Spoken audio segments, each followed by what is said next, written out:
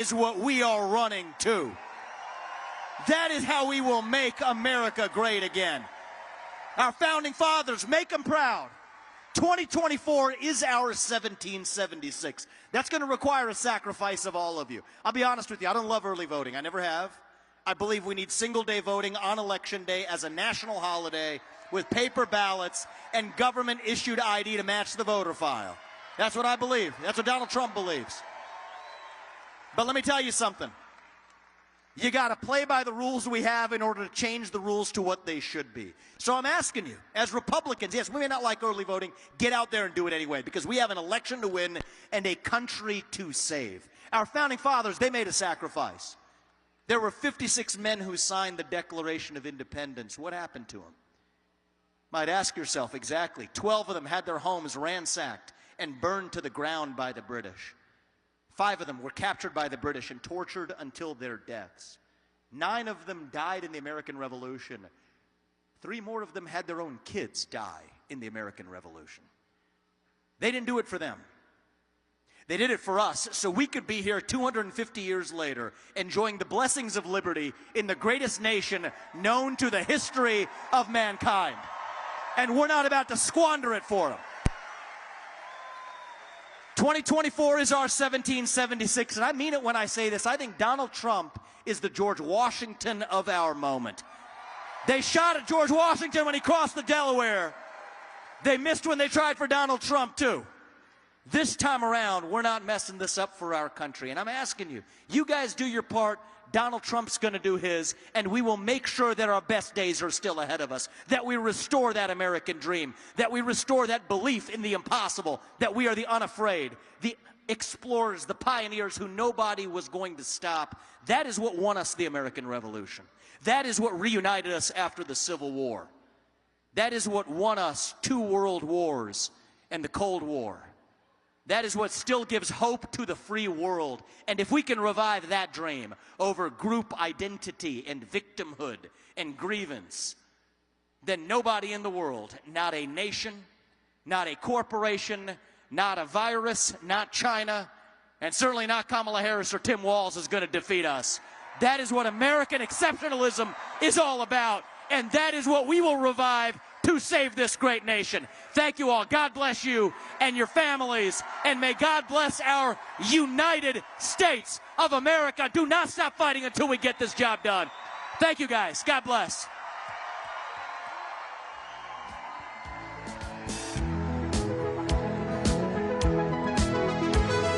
I know I have good judgment. I know I have good taste. It's funny and it's ironic that only I feel that way. I promise them that you're different, and everyone makes mistakes, but just don't. I heard that you're an actor, so act like a stand-up guy. Whatever devil's inside you, don't let him out tonight. I tell them it's just your culture, and everyone rolls their eyes. Yeah, I know. All I'm asking, baby, please, please, please, don't prove I'm right. Please, please, please, don't bring me to tears when I just did my makeup so nice. Heartbreak is one thing, my ego's another. I beg you don't embarrass me, little sucker.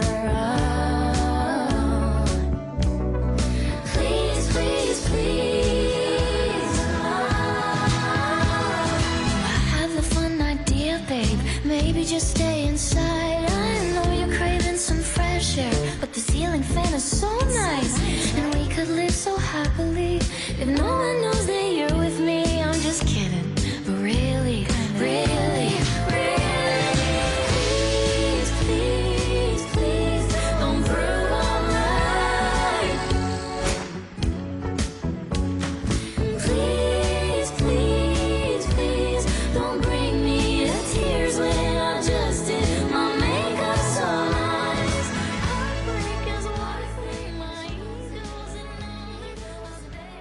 Ladies and gentlemen, please welcome to the stage United States Senator Rubio. Please, please.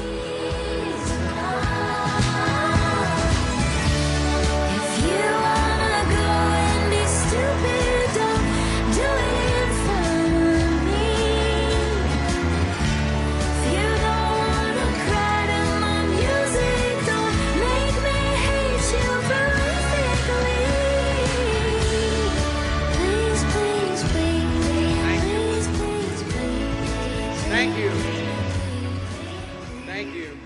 You guys have no humidity here. We were in Florida today. You guys have no humidity. They say it's good for the hair, right? Bad for the skin, anyway. So good to see you guys. Did you notice they said Rubio? They didn't even say my first name, which is fine. Which is fine. No, don't.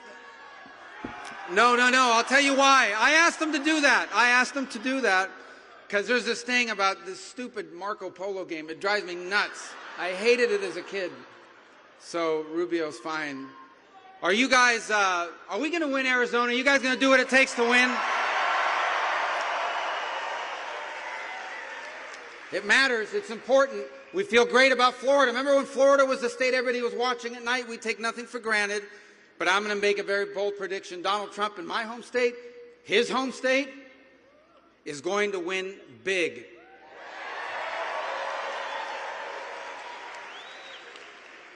But it isn't going to matter if we don't win big here as well. You guys are going to give us a big victory here, right? And it's not enough to just get, we need him in the White House, but he needs a Senate. If we don't get the Senate, he won't have anybody appointed to his cabinet. In fact, let me tell you this, if we don't get the Senate, and God forbid they win over the House, they will impeach him like the same day as he's moving into the White House. Think about it. As he's moving into the Oval Office, whoever the speaker, it won't be Pelosi again. I think she's done being speaker, right? I think she's done. But maybe she'll want to come back just to do one more impeachment. They pass more impeachment than they do, laws that help the American people. But we have to win the Senate, and you have a chance to do that. Are you going to send us, Carrie Lake, to Washington, D.C.? Good.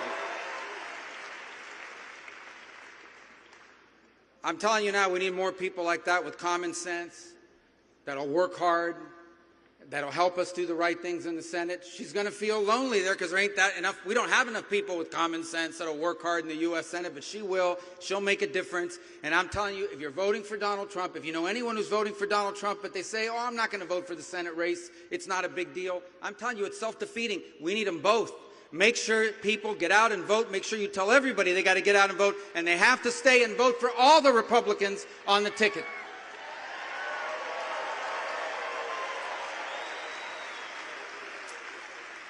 And I'm here to tell you this is not just an election. It is an election.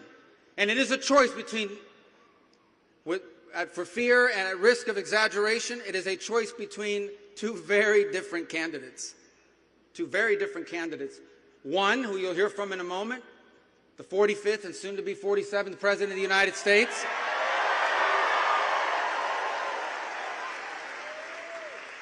He will speak with passion and with humor because he loves America at the core. Why is he doing this? I'm going to tell you, a lot of people don't know this, okay? But I'm going to share this with you. Donald Trump has actually been quite successful in business. He doesn't need to be in politics. He even has his own plane. All right? And not like a little plane, like a big plane. He does a huge plane, that's exactly right. A huge plane.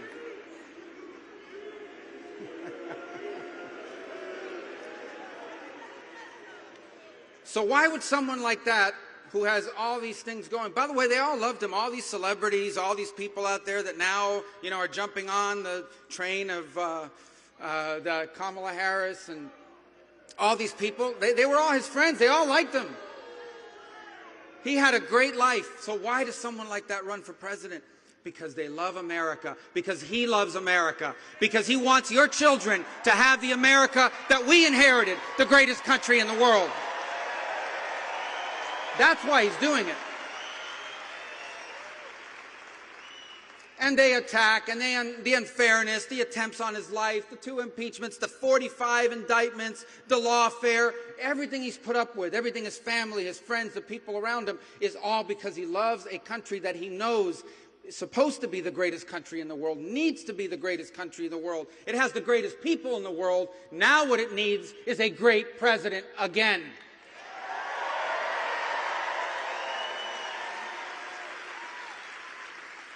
So that's option one.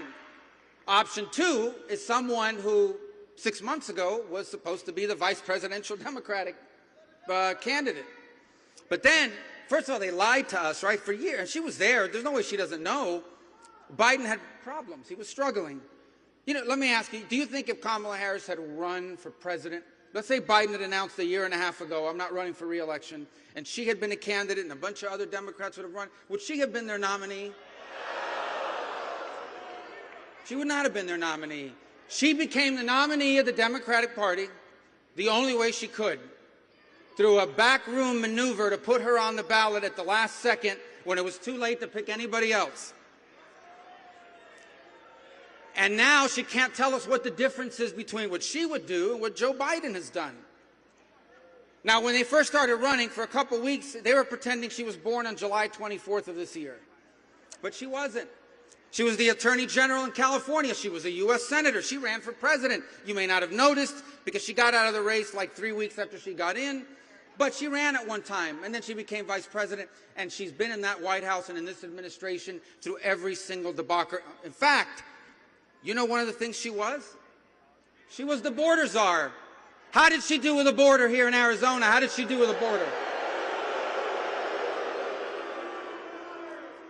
Well, imagine what she would do as president. Nothing. We can't let that happen, and it's in your hands. Vivek spoke a moment ago, and it really matters. Look, I'll tell you this, and I'll say this in closing.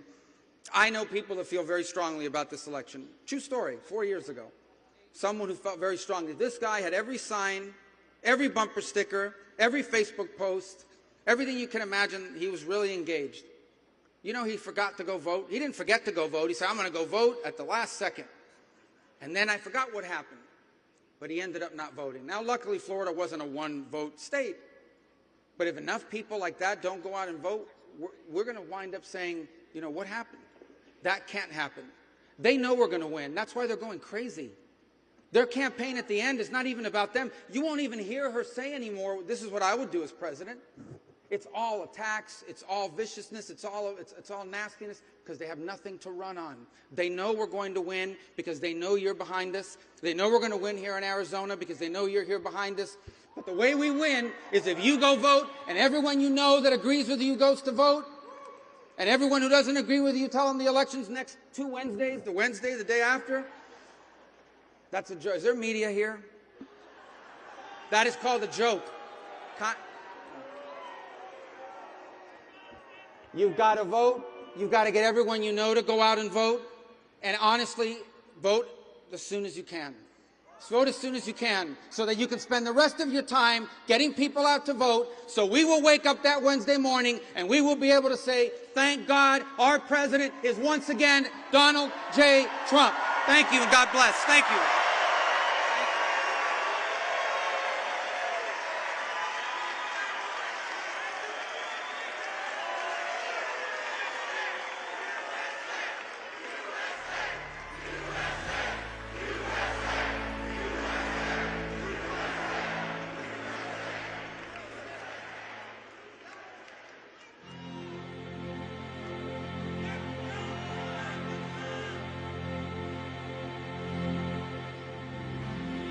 It's been 7 hours and 15 days since you took your love away.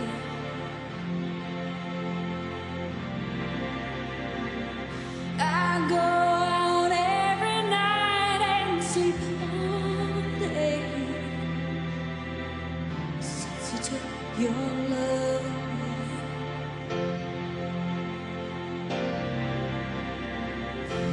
Since you've been gone, I can do whatever I want. I can see whomever I choose.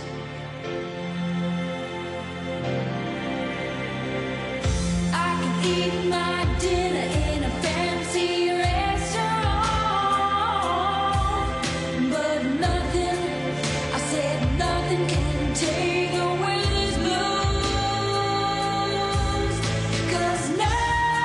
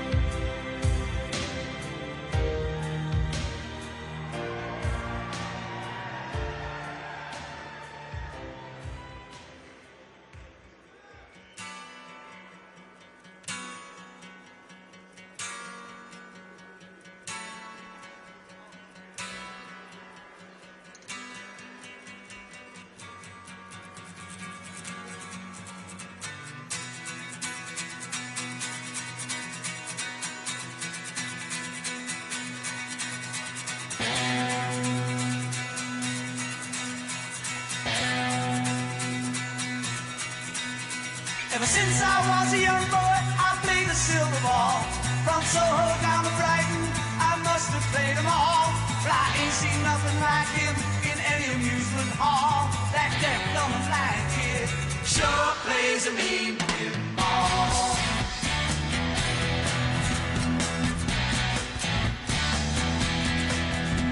He stands like a statue, becomes more than the machine. Feeling all the bumpers, always plays clean. Plays by intuition, the digit counters fall. That deaf, dumb, and blind kid sure plays a mean pinball.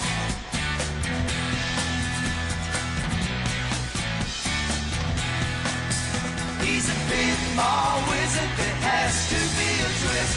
A pinball wizard's got such a supple wrist. Ladies and gentlemen, please welcome Senior Advisor to the Donald J. Trump campaign, Stephen Miller.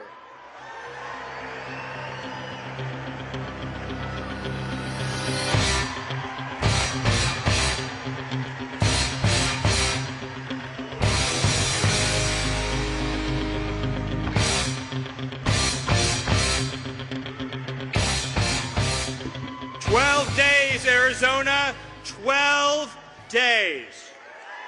12 days to end inflation.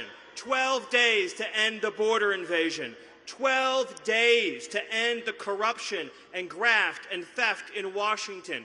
12 days to deliver the future for our children that they deserve. 12 days to send home every last criminal gang, every last criminal migrant, every last menace that has crossed our border to prey on the people of this state. I want you to think about the last 8 years since Donald J. Trump stepped down that golden escalator. Think about what they've thrown at him, what he's endured over those 8 years. Think about the hoaxes, the lies, the persecutions. They've attacked him. They've attacked his family. They've attacked his loved ones. They've attacked his businesses. They've attacked every single thing he's ever been associated with, that corrupt system. Why have they kept attacking him? Why? Because Donald Trump is the one fighting for us. And they kept coming after him and coming after him and coming after him. Lawfare after lawfare, hoax after hoax, lie after lie, persecution after persecution, and then not one, but 2 assassination attempts that nearly took his life. And did he bend? Did he back down? Did he break? Did he waver? Did he falter? Did he give one single inch? No. He stood up. He stood strong. He raised his fist into the air and said 3 immortal words: fight, fight, fight. And who and what is he fighting for? He's fighting for your children. He's fighting for your husbands. He's fighting for your wives. He's fighting for everyone you love. And he's fighting for America, for this republic, for our freedom, for our Constitution. He's fighting for all of us every single day. But now it's up to us. Now it's up to everyone in this room to deliver the tsunami of votes that we need to reclaim the United States of America.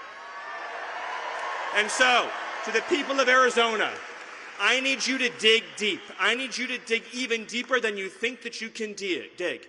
Look at the TV every day. Look at the lies on CNN. Look at the lies on MSNBC. Look at the hatred that is being spewed every single day by the corrupt ruling class. But remember this. You still have the power to take back your country. The future of this nation and this civilization are still in your hands. So my challenge to you, Arizona, over these next 12 days, will Arizona send Donald J. Trump back to the White House? Will you get your friends? Will you get your family? Will you get everyone you know and send a flood of ballots into the polls and say America will be a safe nation, we will be a free nation, we will be a proud nation, and we will look at 1600 Pennsylvania Avenue and say, that is my president, that is Donald Trump, that is my warrior in the White House. Thank you, God bless you, God bless Arizona, and God bless the United States.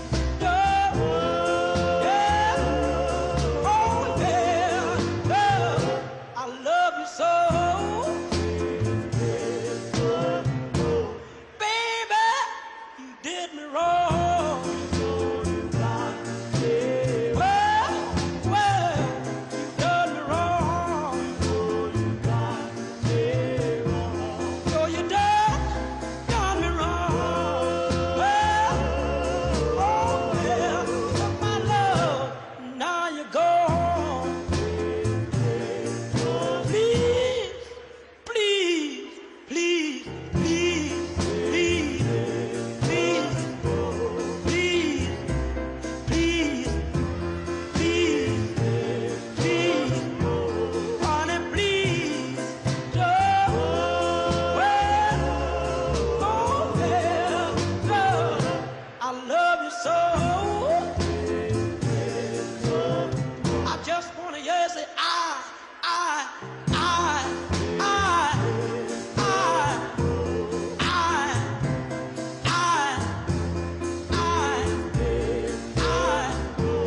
darling, please don't.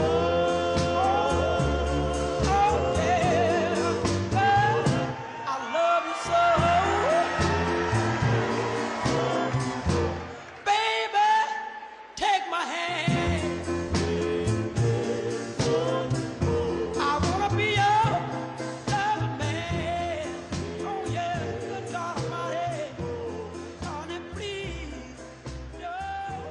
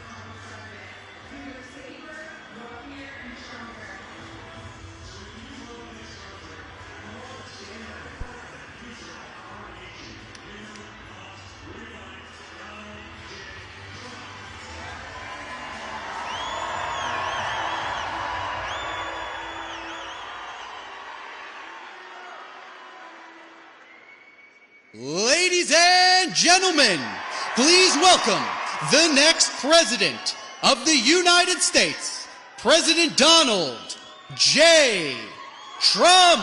And I'm proud to be an American, where at least I know I'm free. And I won't forget the men who died, who gave that right to me. And I gladly stand up next to you and defend her still today. 'Cause there ain't no doubt I love this land. God bless the USA.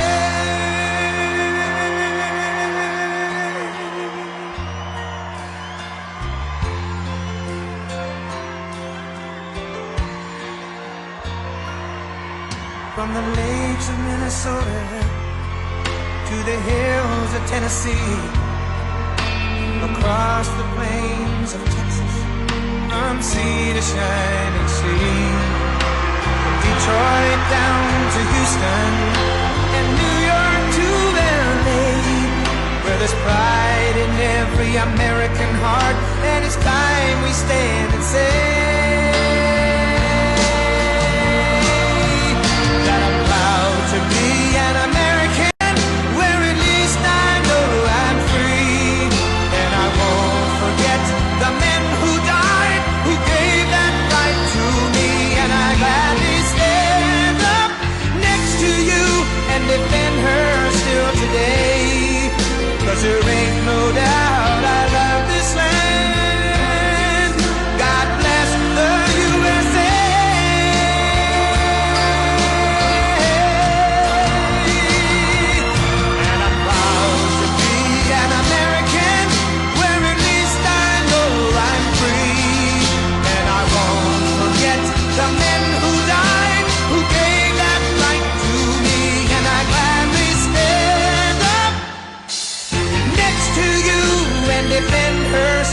every day.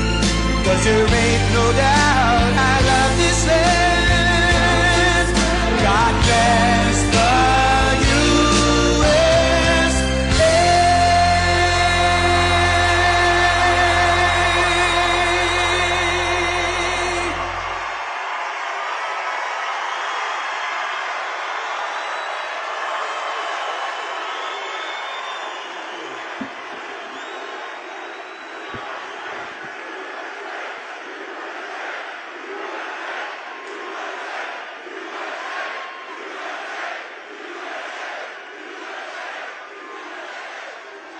Well, thank you very much, and a very special hello to Arizona. Thank you very much.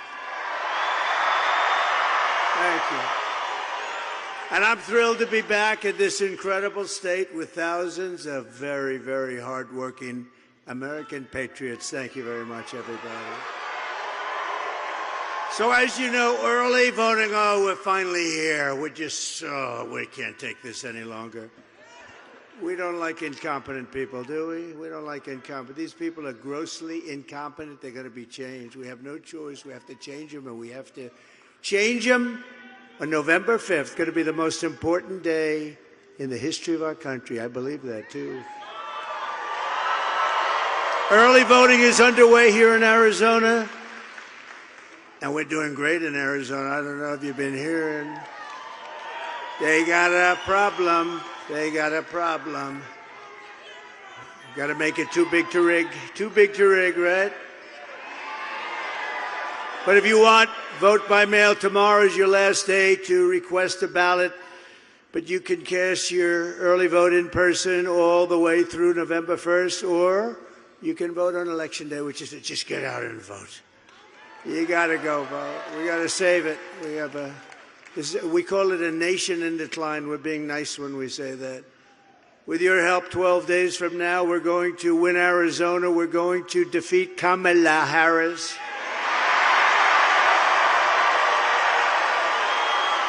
And we're going to make America great again. That's what we're going to do. Over the past 4 years, Kamala Harris has orchestrated the most egregious betrayal that any leader in American history has ever inflicted upon our people. She has eradicated our sovereign border, and she has unleashed an army of migrant gangs who are waging a campaign of violence and terror against our citizens. And my message today is very simple. Kamala's migrant invasion, given to us through gross incompetence, disqualifies her from even thinking about being president. We can't let that happen. No person who is responsible for so much bloodshed and death on our soil can ever be allowed to become the president of the United States. What she's done and he's done. Crooked Joe and Kamala, what a combination. Worst combination in the history of our country. And they've weaponized your government. They're a disgrace to our country. 4 years ago, we had the strongest, safest, and most secure border in U.S. history with the lowest level of illegal immigration ever achieved. 4 years ago. Put up the chart. Go ahead, put it up. My favorite chart.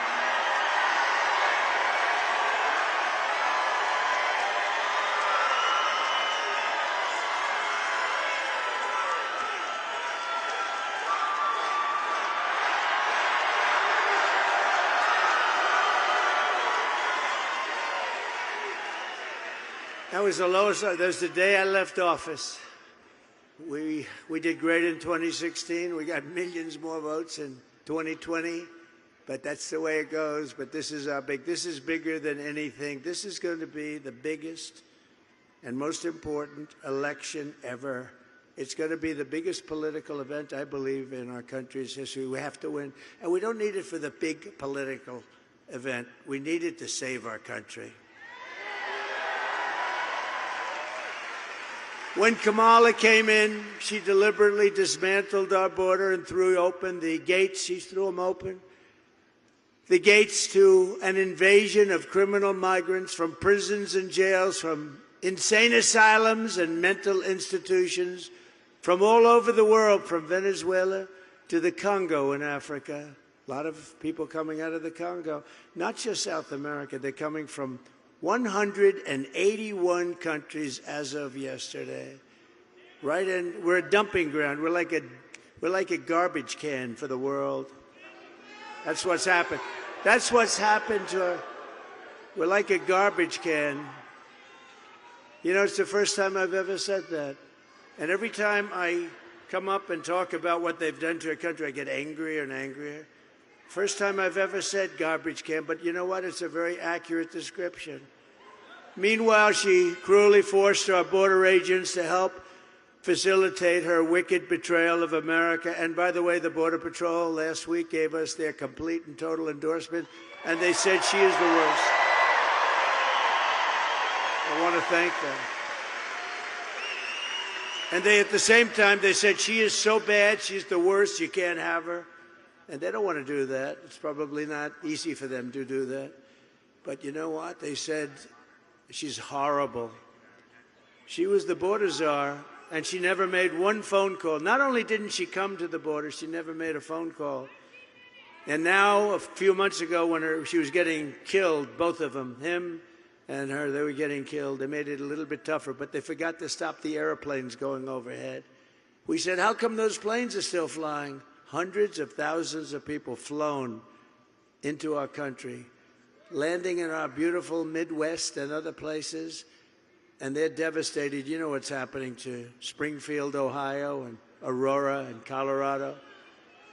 What they're doing to our country. We're joined today by the former senior Border Patrol chief of the San Diego sector, Aaron Heitke, an eyewitness to one of the most horrific scandals in American history carried out by Kamala.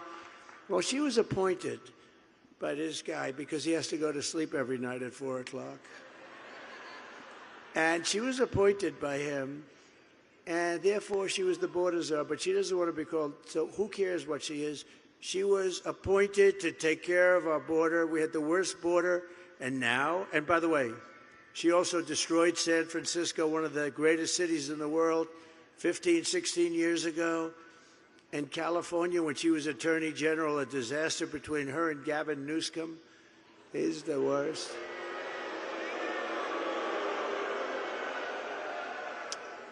But it's deadly. What they've done is deadly. The open border policy is a disaster. Aaron, please come up and say a few words. Border Patrol.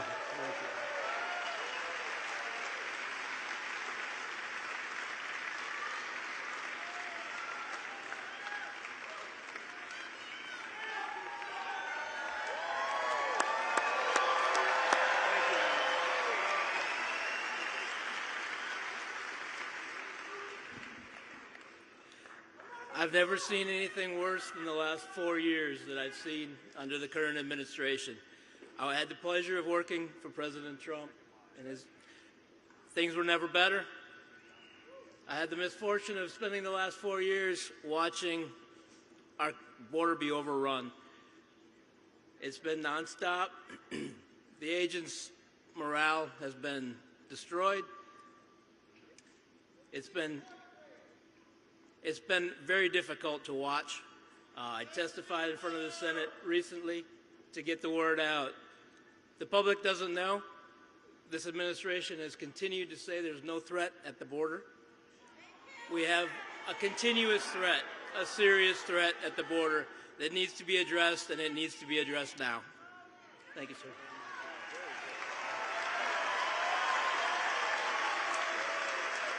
Thank you, Aaron. And that's heartfelt, too. That's heartfelt. He just wants it to be straightened out, along with one of the incredible people. Getting their endorsement was my great honor. But it says something. And we had unanimous, thousands of people, unanimous. Who could ever get that? Because she's so bad. She's so bad. I watched last night. I don't watch CNN often. It's fake news. But I watched last night. Oh, there they, oops, their camera just went off. I watched last night, she did a town hall. Honestly, it was pathetic. It was pathetic. There's never been anything like that. We can't let it happen. We can't. That's why you have to get everyone saying how well we're doing. You still get out. The people that haven't voted, get out and vote. We can't take a chance. We can't take a chance on this disaster continuing because we won't have a country left if it does. The 4-year-long nightmare that Kamala Harris has forced your men to endure, your men, your women, your children, it's a nightmare for the whole planet. You want to know the truth because we represent so much. We represent the American dream. The whole world is watching us, and they see these people that don't deserve to be in any position of authority. Remember, he got, whether you like him or not, I'm not a fan of his. Did you see last night? He blew it. He said, lock him up.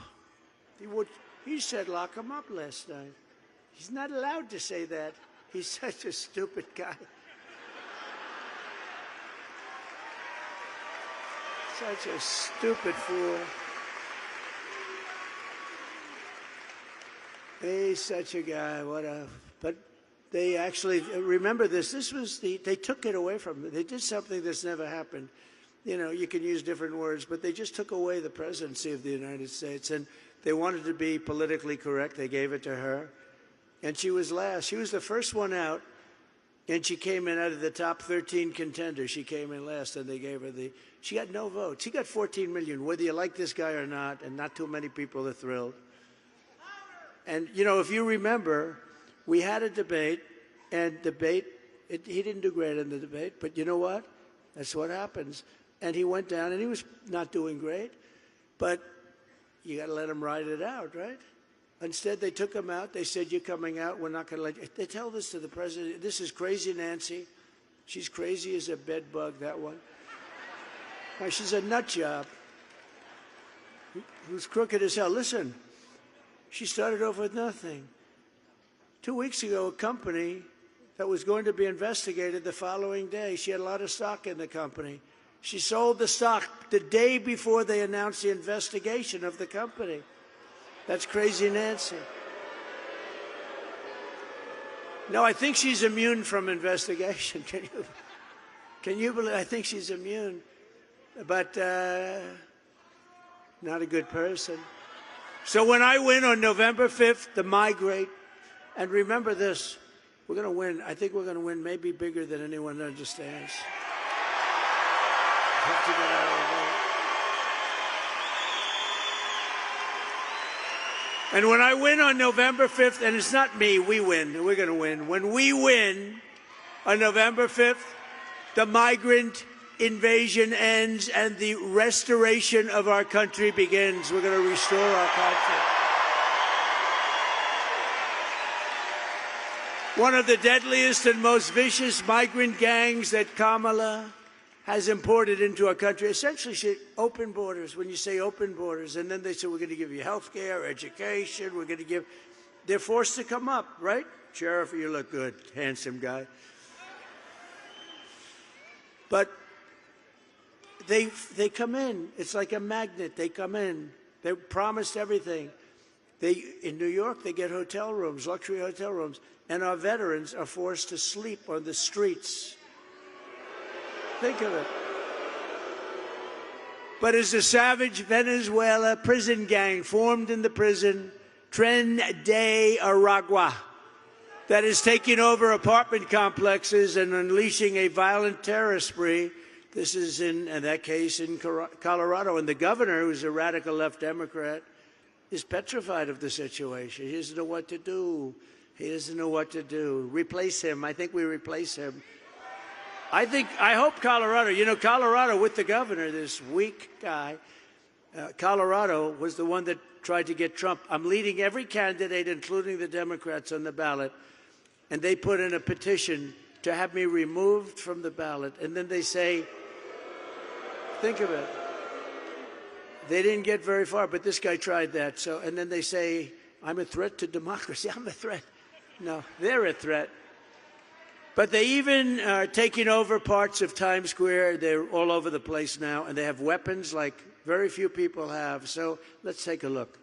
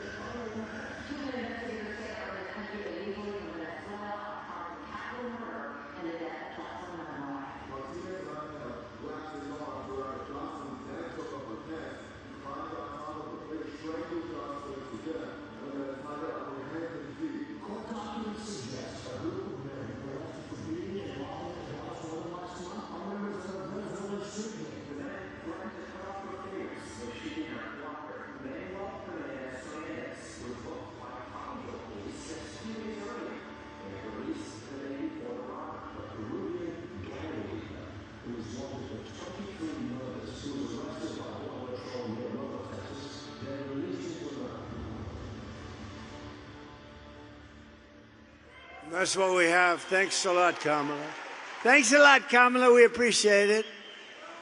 The United States is now an occupied country, but it will soon be an occupied country no longer. We're not going to have this. November 5th, 2024 will be called Liberation Day in America. We're going to be liberated.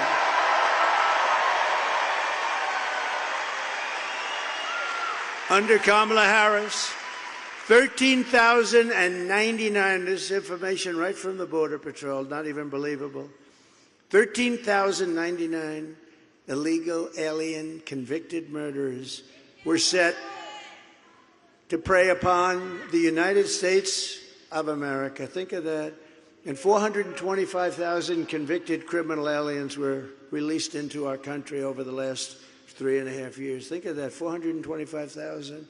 Last year, an illegal alien was arrested at the Arizona border and then released into the United States by Kamala's horrible open border policy. He went on to repeatedly rape and strangle a woman, killing some, they don't know how many, and is now facing over 100 years in prison. Thank you very much, Kamala. We appreciate it.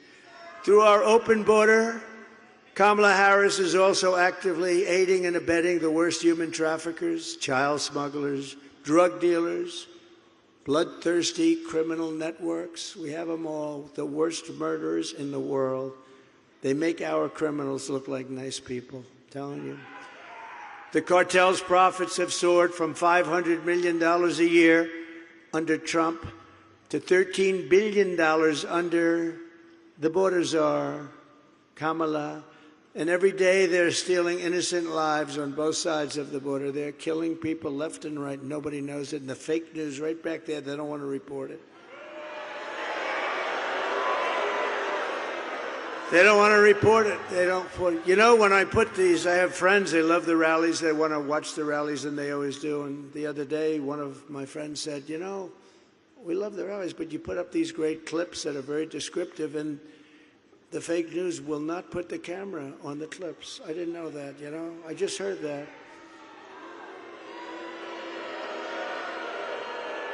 And we tell them to do it. We tell them to do it, but they don't do it. They just keep that camera zoomed in on me. Such a waste of time. Now, we have some clips. They're great clips. And the people at home, we got millions of people watching on television.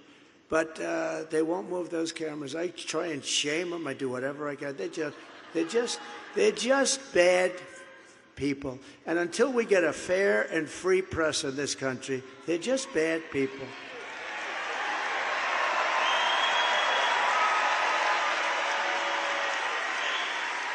I mean, look how easy. Here you have, all they have to do is just go, huh? 1 inch this way and 1 inch this way, and you got it. They don't want to do that.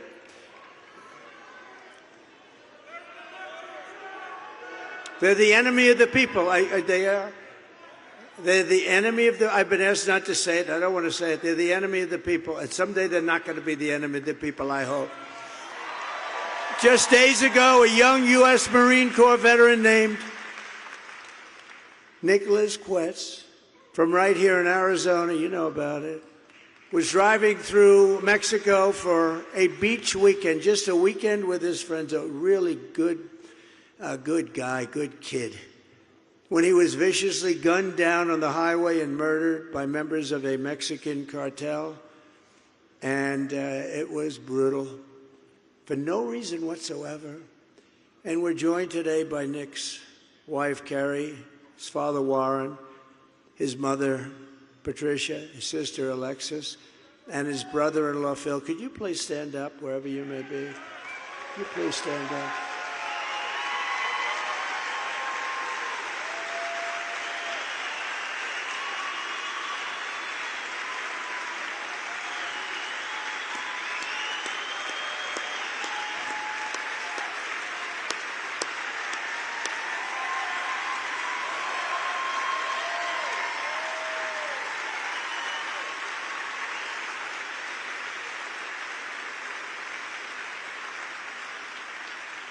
A beautiful guy, a beautiful family, and we are so sorry for your loss. Can't be expressed.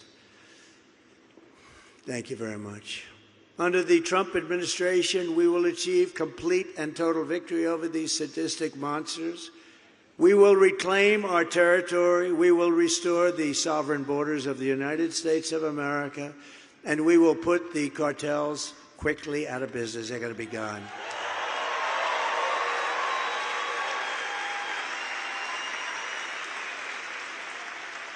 Immediately upon taking the oath of office, I will launch the largest deportation program in American history. We'll get them out.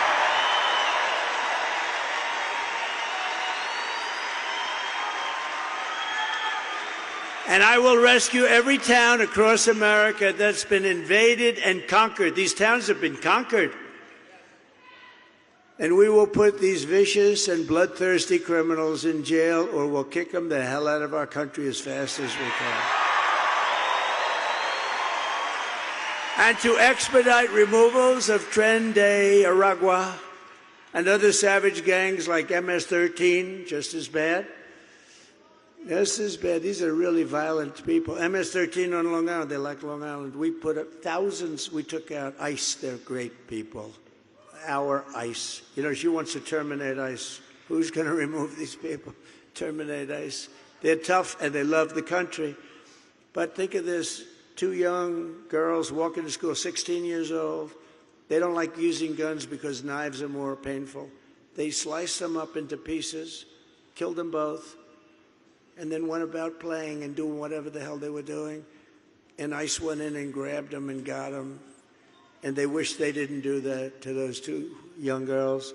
They were walking to school, 2 beautiful, perfect young girls walking to school. They got knifed to death, both of them, cut up. And we got to get these animals out of here fast. It's only going to be worse.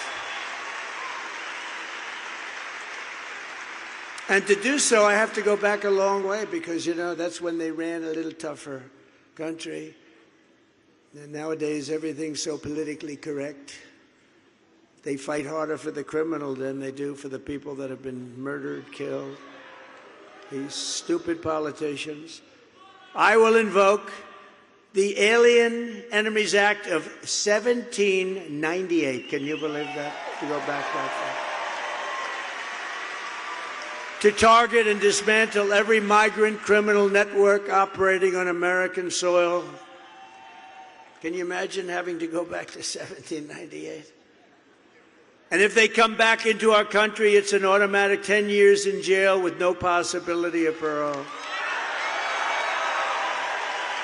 And I'm hereby calling for the death penalty for any migrant that kills an American citizen or a law enforcement officer.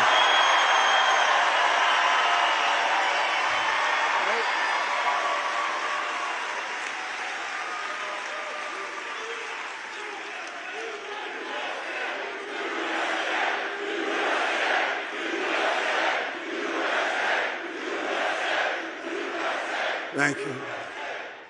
I will end catch and release. You know, we had a policy called Remain in Mexico. People think that was easy to get. That was so good. They ended it immediately.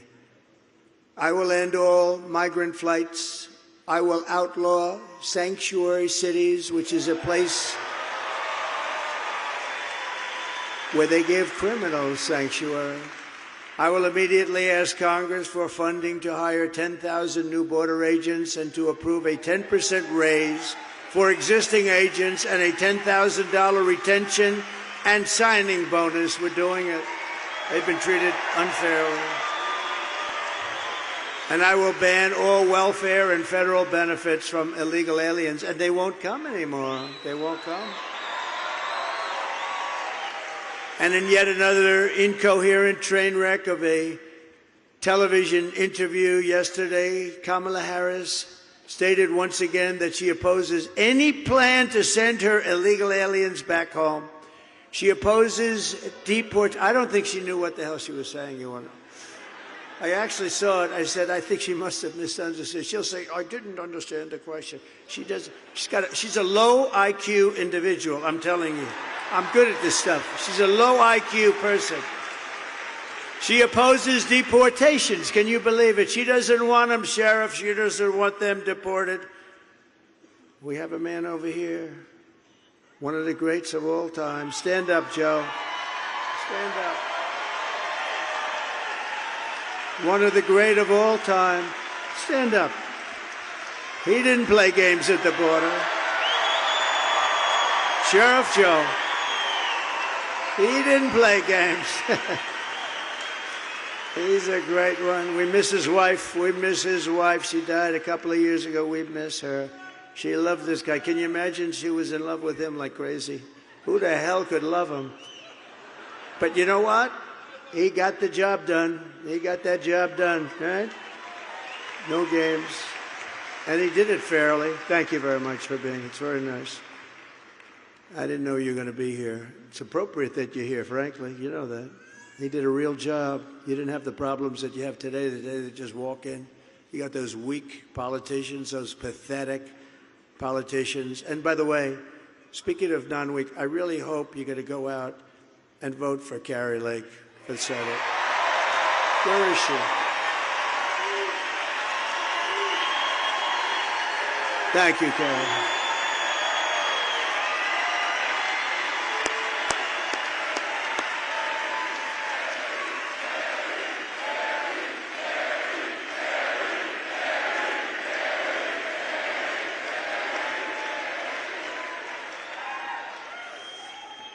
Thank you, Karen. Good luck. And you know what I want you to do now? Get up and go to that television show. She's doing Laura Ingraham, and Laura Ingraham has been great. And we want you to do great. You go ahead. The whole place, we're going to clap as you leave. Go ahead. Come on. Sheriff Joe. Thank you. Thank you, Karen. Great. Great job. Thank you. Thank you, fellas.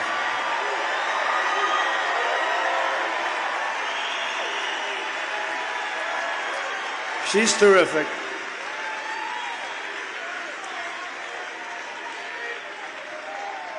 You know, we had a deal. I was going to introduce her, but I was going to just sort of let her face. I said, isn't it better if we just say, because she has to do a big show, actually, with Laura. Laura's been great, too, as you know.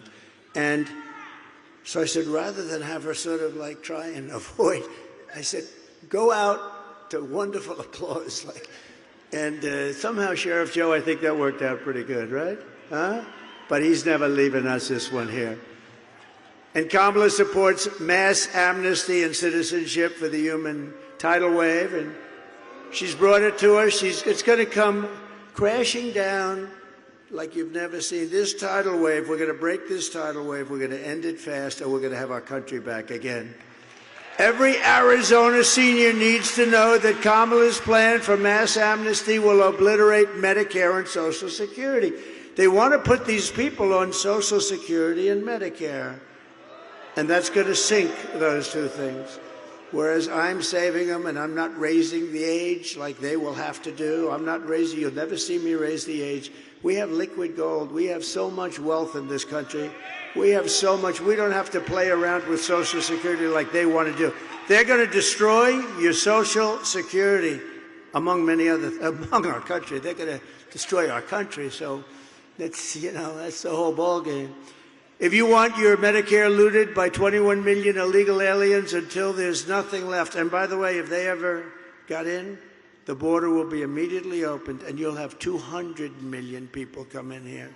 You'll have 200 million, and there will be no fracking, Pennsylvania. There will be no fracking. There will be no nothing. We'll have a country that will be a disgrace and an embarrassment. Nobody will even know. It'll happen so fast. It can happen fast. Look at Venezuela.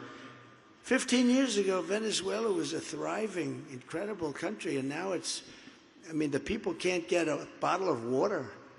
If you want to save Medicare and save Social Security, you must vote for a gentleman named Donald J. Trump. Have you heard of him?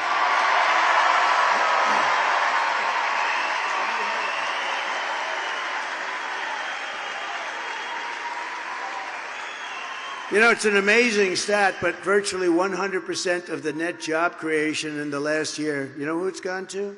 Migrants. They're creating jobs. I didn't believe it. I actually have that. Andy Biggs, I had to have that number checked, and I was right. The jobs are going to people that are pouring in. This border invasion of millions of people pouring in is causing a job crisis for Black and Hispanic population. That's what's happening. Hispanic and Black are losing their jobs because of this, and it makes sense. You got millions of people pouring in. People that have had their job, that have done a job for years, they're losing their job. And it started with the Black and the Hispanic populations. And we're just not going to let it all happen. It's so disgraceful. They don't want to show you all of the jobs that the Black and Hispanic people are losing because they want to wait till after the election. But I've seen numbers. And when you see those numbers, the election's going to be over probably, although 818,000 jobs were fraudulently put on the rolls by these guys, by these crooked guys in Washington. They lied and cheated. They said we had 818,000 jobs, and we had a whistleblower because they wanted to revise it after the election. And we had a whistleblower, and I wonder whoever the hell that whistleblower was. Thank you very much, whistleblower. We appreciate it. Think of that.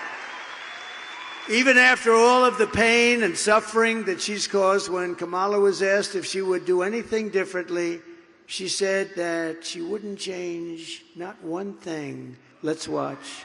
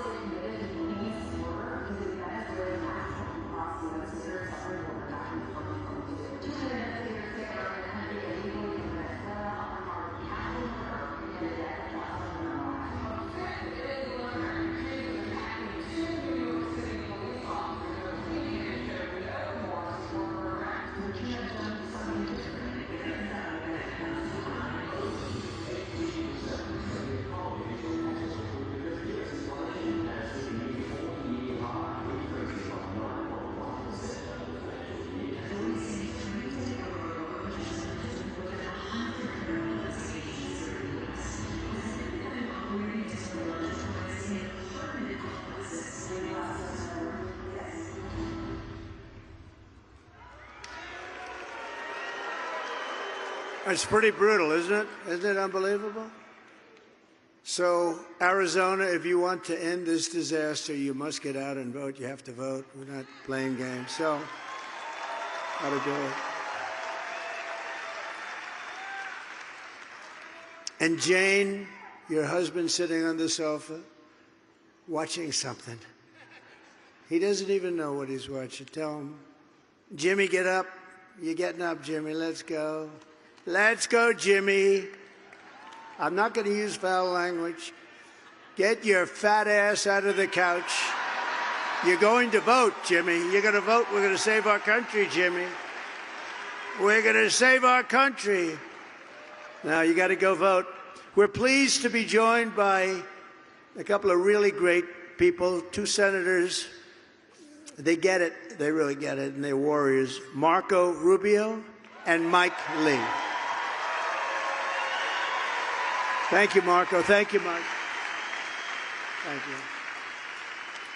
2 great guys, and they are warriors, too. Representatives Eli Crane and Andy Biggs. Thank you. Thank you, fellas. Thank you, Eli. Thank you.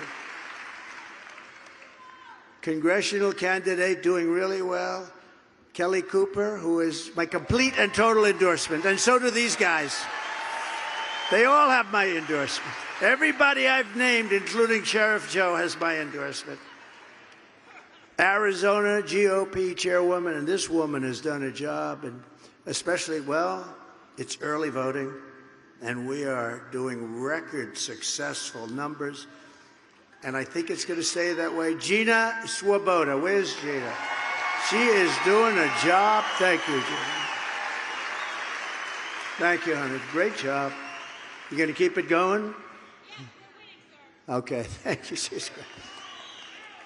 Wow, this is a big guy. President of Arizona State University, college Republicans, Carson Carpenter. Thank you. He's done a fantastic job. Young guy. Look, a young guy, huh? He'll be up here someday. Thank you very much, Carson. And Gold Star mom, Alicia Lopez, mother of fallen Marine Corporal Hunter Lopez, who lost his life in the failed withdrawal from Afghanistan. Thanks. We want to thank you, Alicia, and we will never forget Hunter. Where is Alicia?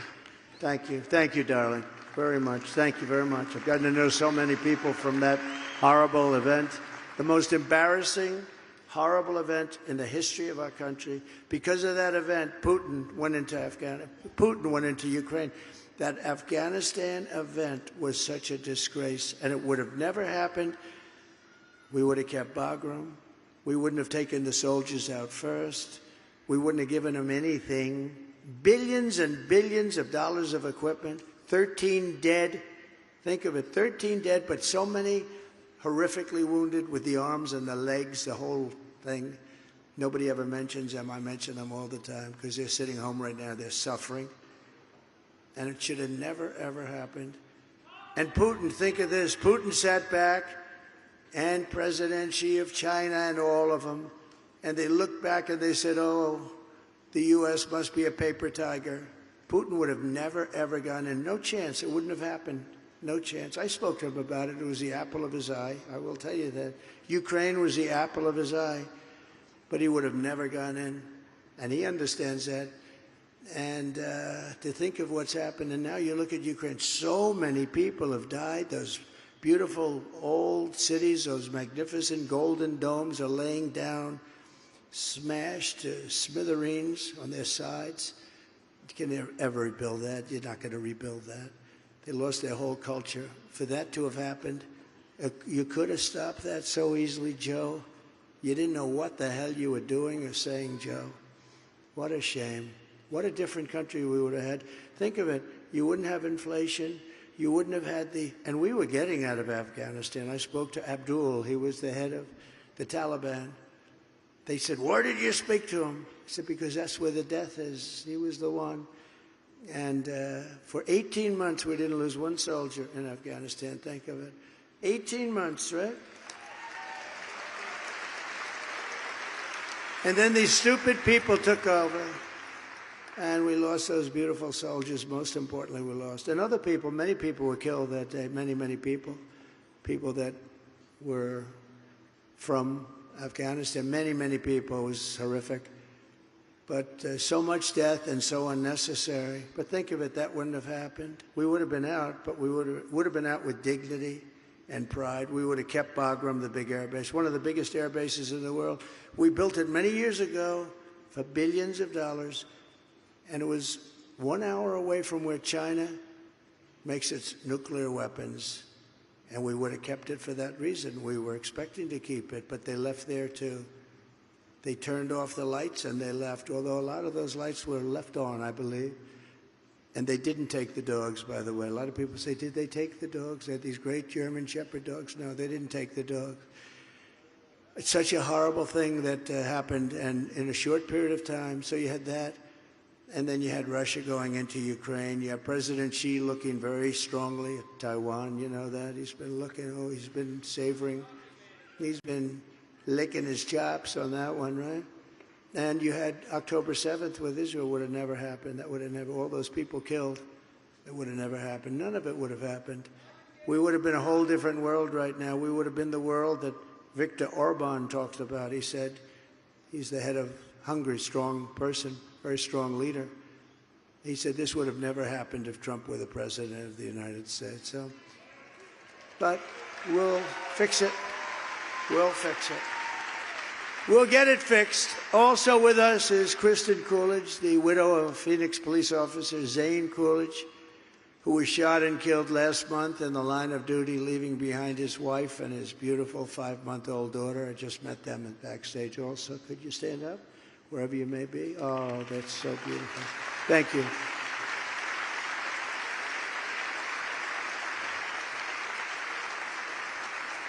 And Kristen, your husband was a true hero. They know him so well over here. Everybody knew exactly who I was talking about. And it was wonderful to meet you, but I'm so sorry for what happened. Thank you very much. Thank you for being here. Thank you. Thank you, Mom. Thank you. So we grieve with you, and we stand with you, and we're going to stand with everybody that we just introduced you to. But these are things that would have never happened with proper government, with people that knew what they were doing, with maybe a little bit of toughness. I guess that's okay, right? Maybe a little bit of toughness and a lot of common sense. These things would have never happened, and these wonderful people would be alive today. Under my administration, we will once again give our police and law enforcement heroes the support, resources, protection, and respect that they so dearly deserve, right?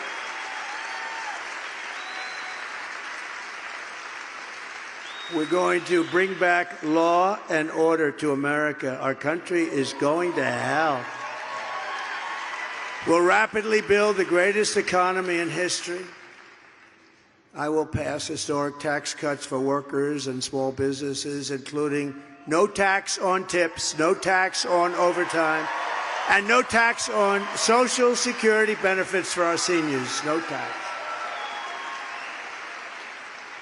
And I will terminate Kamala's insane electric vehicle mandate, and we will end the Green New Scam.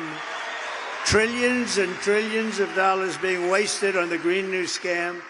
We're going to have the cleanest water of anybody. We had 4 years. We had the record, clean water, clean air. But it's a Green New Scam. I will make interest on car loans fully tax deductible, but only for cars made in America. Thank you. And to a large degree, the reason I just came up with that idea, people are calling me these geniuses from Wall Street. What a great idea that was. How did you think of that? I always say the paperclip. 129 years ago, the paperclip. Somebody looked at it and said, why didn't I think of this? Somebody got very rich. Because affording a car is essential to restoring the American dream. We're going to have those cars made in Detroit. They're going to be made all over Michigan. We might even have a couple made here, but who knows?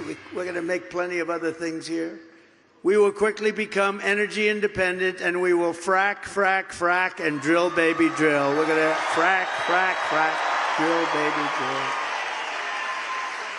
And in conclusion, with your vote this November, we are going to fire Kamala Harris. We're going to fire her. Get the hell. We're going to fire Kamala. We're going to get her out of here. Honestly, you had to see it last night to believe it. People, even reporters spoke to me today. They said, we can't believe it. It's hard for them to justify, you know. They're all controlled by the left. They're controlled by the left, totally controlled. I don't know what the hell. We have to free the reporters up because I know some of them. They're good people. We have to free them up. We have to free them from the left. And we're going to save America. With your support, we will end inflation, slash your prices, raise your wages, and bring thousands of factories back to America. And really, a lot of factories are coming right back here to Arizona, where they were taken from you. We will build American, we will buy American, and we will hire American. I will end the war in Ukraine. I will get it stopped very quickly. I will stop the chaos in the Middle East, and I will prevent World War III. And we're very close to World War III right now. And we will build a massive missile defense shield to protect us. We want protection too, don't we? And it's going to be made in the USA, a lot of it right here. And we will land an American astronaut on Mars. Thank you, Elon. Thank you. Get going, Elon. Get that spaceship going, Elon. By the way, how good is Elon Musk? You know, well, we're having a good time here today at this beautiful arena. This is a beautiful arena, nice 72 degrees, everything. Elon is campaigning in Pennsylvania, and he's really working hard. Elon Musk, between rocket ships, you ever see a rocket ship come down so beautifully like that? I said, why did you do that, Elon? He said, because I want to save the ship. It costs like $1 billion to build. I said, can anybody else do that? No. The rest of them, they drop them into the ocean. They start all over again. No, this guy's great. And he did us a bigger favor right now. He gave us the Starlink. Does anybody know Starlink?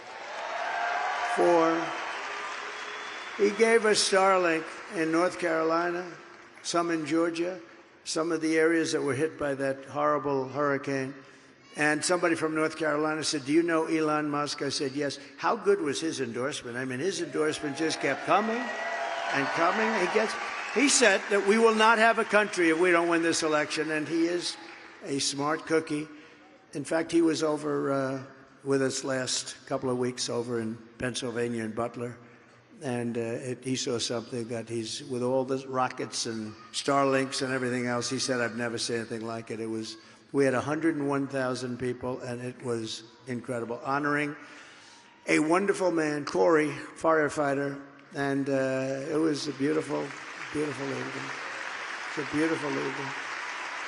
But Elon got Starlink, and he said, the gentleman from North Carolina, one of the officials, said to me, is it possible for you to get him to get us Starlink? I said, I can try. What's Starlink? And he told me it's communication, a form of communication that's very good, but hard to get.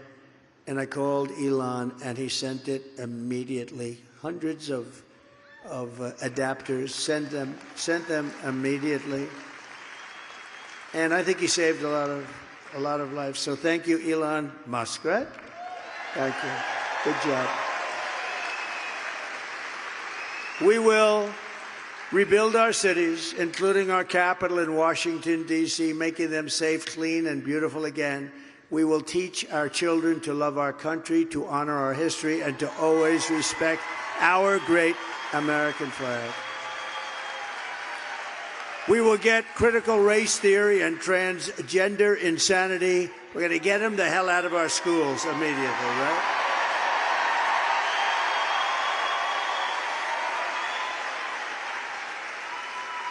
And something I'm always embarrassed to even have to say, it's so crazy.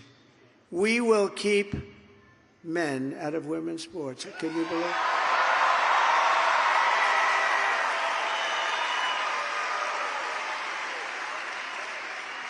Who would have thought you have to say that? How about the other good one is parental? We will give parents the rights to watch over their child. I mean, the school boards are... No, I mean, I have things that I say that 10 years ago would have been like, who would ever think of it? We will keep men out of women's sports. It's crazy, right? It's crazy. I will defend religious liberty, I will restore free speech, and I will defend the right to keep and bear arms, our Second Amendment.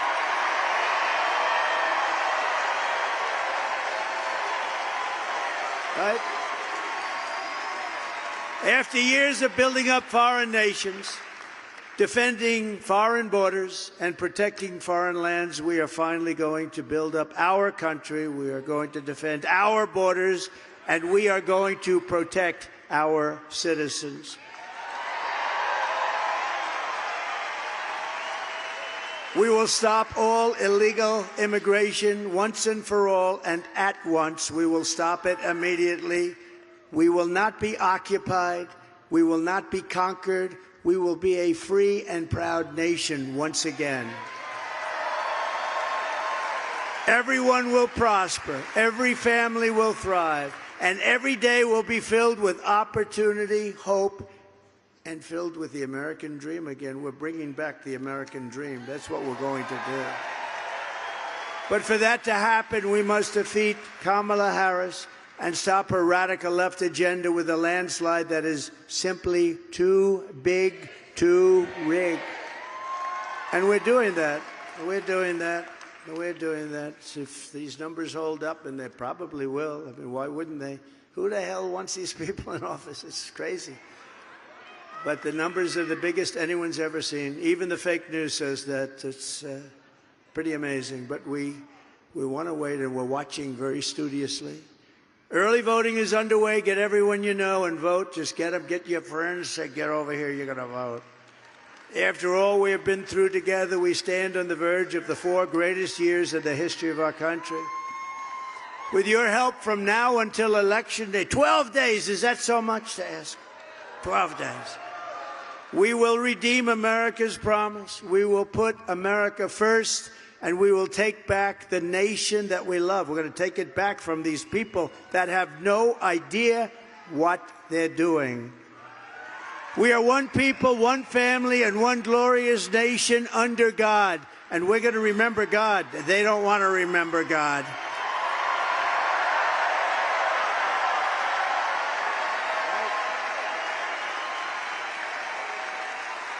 We will never give in. We will never give up.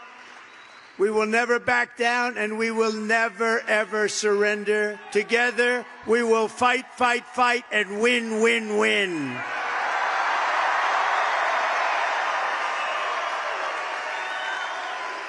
November 5th will be the most important day in the history of our country, and together we will make America powerful again. We will make America wealthy again. We will make America healthy again. Bobby Kennedy. We will make America strong again. Oh, we're going to be strong. We will make America proud again. We will make America safe again. And we will make America great again. Thank you, Arizona. God bless you. Thank you. Thank you. Thank you very much. God bless you.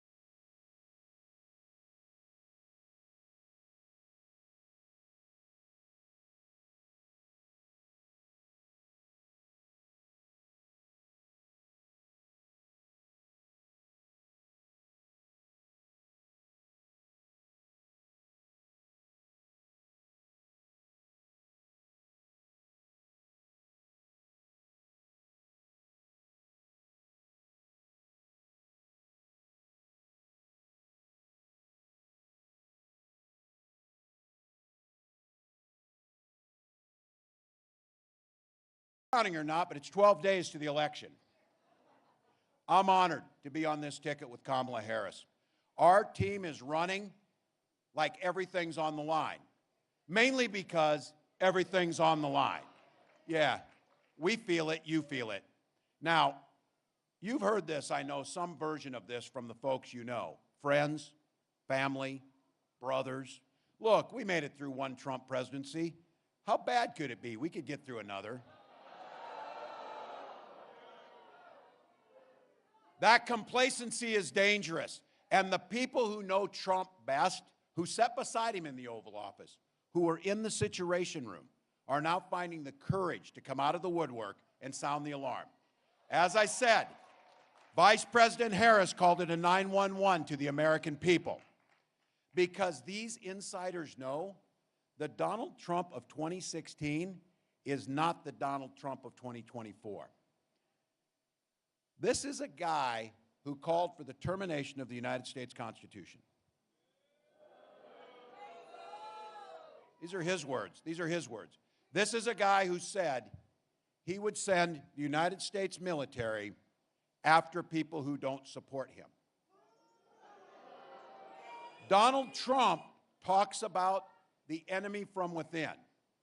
Now, look, I know I'm at the top of his list, but don't kid yourself, you're on the list too. Anybody who believes the Constitution is more important than Donald Trump's on that list.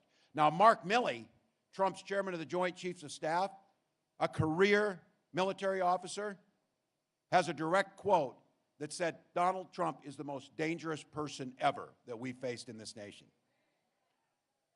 General James Mattis, another four-star Marine general, Trump's own Secretary of Defense, agreed wholeheartedly with that.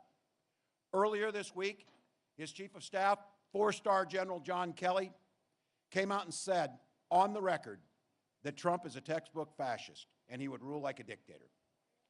Now, according to General Kelly, who I believe, he said Trump said he needs the kind of generals that Adolf Hitler had. You know, the kind who will do anything. Now, I have to just tell you this. As a 24-year veteran of our armed forces myself, and just as an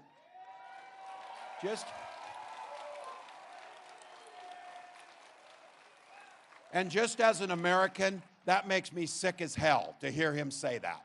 Now, look, you don't have to take John Kelly's words. You don't have to take Mattis's words or Mark Milley's word for it.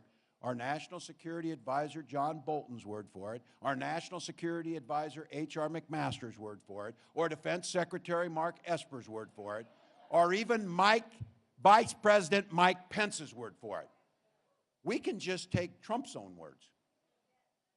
When he says he wants to be a dictator on day one of his presidency, he's not just saying it, he's promising it.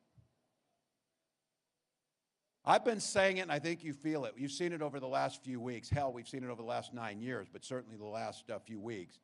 This is a straight-up descent into madness in front of us, and he's repeatedly talking about it. He's talking about shutting down media outlets that he doesn't like, seizing total control of the Department of Justice, installing his loyalists to run the military. He wants to weaponize our democratic institutions against you, the American people. Sure the hell against me. But it's against anyone who disagrees with him. That's what he's trying to do. Folks, this time there's no guardrails around him. They're totally gone. It's Trump's Supreme Court. They've effectively given him total immunity. He can do whatever he wants. If he's elected again, he'd have the chance to appoint 3 more justices. They will make decisions not just for the next 4 years, but for the next 40 years over your children's and grandchildren's lives. And Lord knows there's not one damn Republican in Congress that's got a damn spine to stand up to him, and they won't. So here's the deal, though. Here's the deal. That just means we need to beat him at the ballot box. That's what it means. So I'm prone to optimism. Rocky Alman will tell you this. I supervised the damn lunchroom for a lot of years. I know what it means to do that. But look, I know that's some heavy stuff, but it sets the tone for where we're at. But here's the good news. We fix all that ensuring that Donald Trump never gets near the Oval Office again, and Kamala Harris becomes our next president.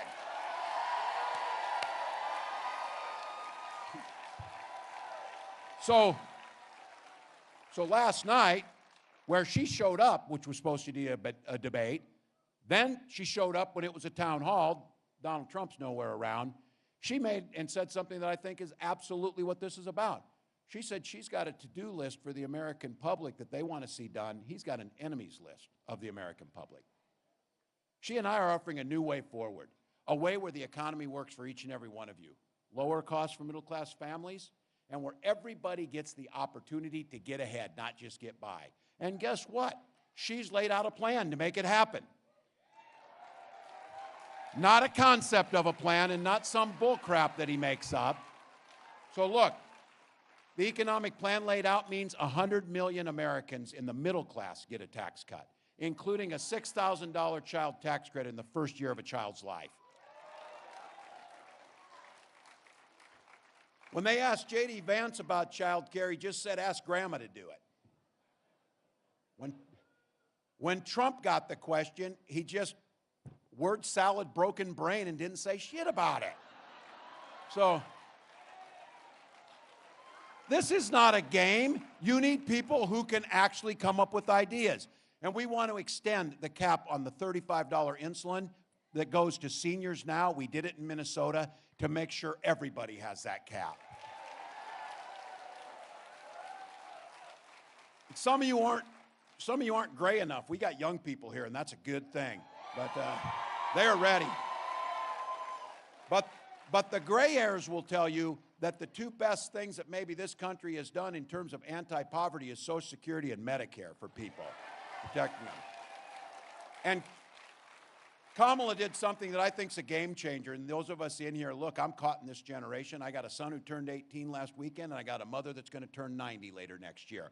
Those are the people in between. And Kamala is proposing to have Medicare pay for in-home care to keep our parents in their homes longer.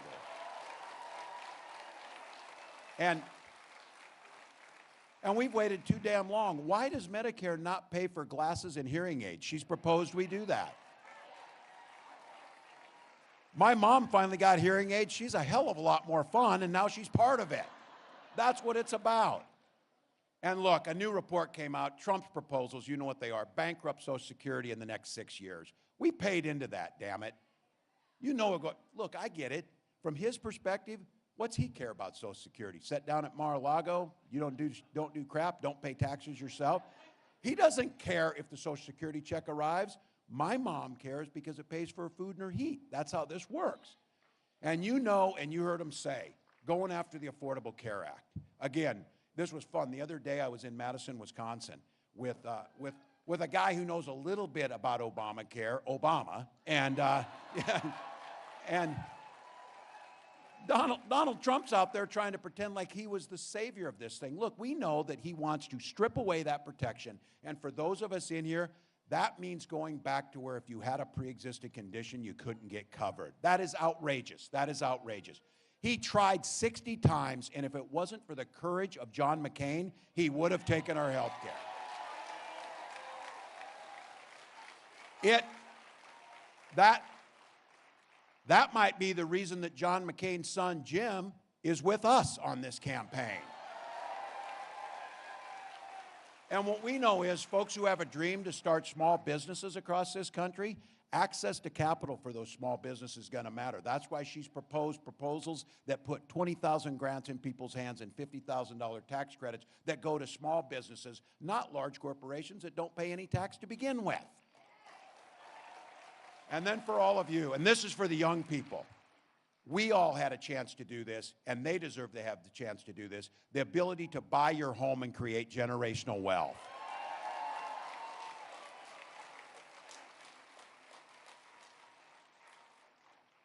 Yeah, Donald Trump and J.D. Vance, they got a plan too. They want to give it to their overlords, the billionaire friends like Elon Musk. I did a very Midwestern euphemism the other day when I was talking about Elon being Donald Trump's running mate and jumping around like a dipshit on stage. And It popped out, and a lot of people, I did not know this. Some people in parts of the country don't know what that is. Trust me, it's what he is. That's what you know. So look, more tax cuts for the wealthy. The Trump sales tax, this isn't me saying this is the economist saying it. His tariffs would add about $4,000 to each family's bill by adding a tax. Once again, what's he care? He goes into a supermarket, which you know the last time was like 1985. He gives $100 to a woman who's paying for her groceries and things like that. I was thinking this. I just think he has to give money to any woman around him to pay off the, where it is. So it might be where it's coming. Now I also know there's some people in this beautiful crowd tonight, because we know it, that are independents and Republicans. And they know. You remember a time when the Republican Party actually, when they talked about freedom, they actually meant it?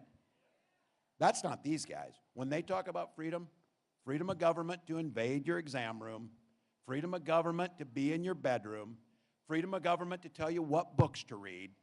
Look, I've been saying this, and I know you got it in North Carolina too.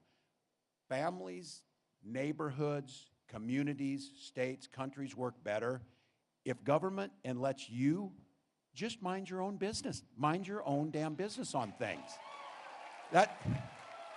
It's a golden rule.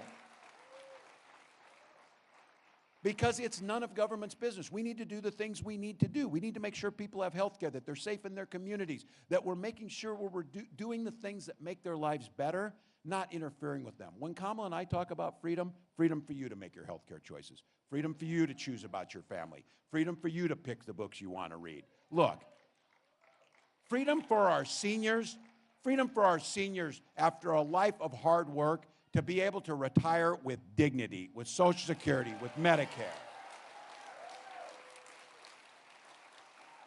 And Coach T will back me up, and every teacher and every parent in this room and everybody who cares.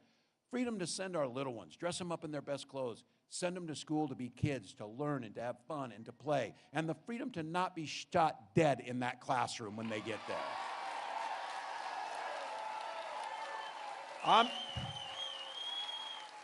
None of us here. I know there's a lot of you here. Just like me. I know guns. I'm a veteran. I'm a hunter. I'm a gun owner. Kamala is a gun owner.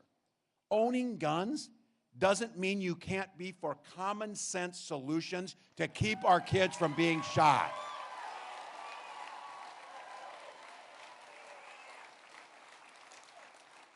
Kamala and I pledge we will uphold the Second Amendment while also upholding our first responsibility, protection of our children and our communities from gun violence. Again, they're coming for your guns, they're doing that. Look at how interesting is it, and that interesting is used in a Minnesota way here, how interesting is it that the Democratic ticket, both of us are gun owners, and the Republican nominee can't pass a background check? Cannot.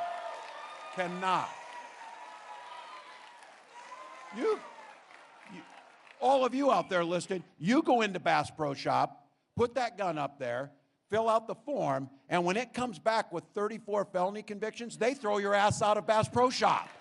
That's what they do. You don't get the gun.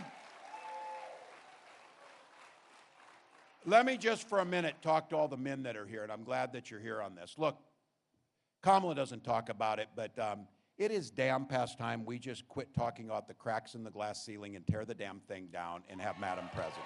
Tear it down. And I say that for many reasons. First and foremost, to the men here, think about the women in your lives, those that you love, daughters, wives, moms, everybody, neighbors. Their lives are literally at stake in this election. That's what this vote means. We've seen what they've done. Donald Trump appointed those Supreme Court justices. They repealed Roe versus Wade. He brags about it. He's glad that my daughter, your daughters, the women in our lives now have fewer rights than their mothers and grandmothers did. 20 states, including North Carolina, now have Trump abortion ban, which he says is a beautiful thing. Beautiful thing. You're seeing it. Women being denied care when they go to the ER because there's a problem with their pregnancy, having miscarriages in parking lots. Yesterday, I had the privilege of sitting down with a name that people know now, and she should have never had her name be put out there, but her courage because of what they did to her, Hadley Duvall, at the time a 12-year-old in Kentucky who was raped and impregnated by her stepfather. And these guys, J.D. Vance said, no exceptions for rape, incest, and he said, 2 wrongs don't make a right. Let me just tell you this. What happened to Hadley Duvall, there's not one damn thing right about that in any way, shape, or form.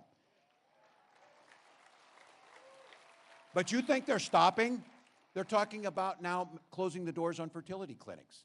And I say this too, I don't want to have to talk about, you don't want to hear me talk about my personal life. That's not what we do. I do say this though, you don't want me to give you a sermon, but you should expect us to try and live one.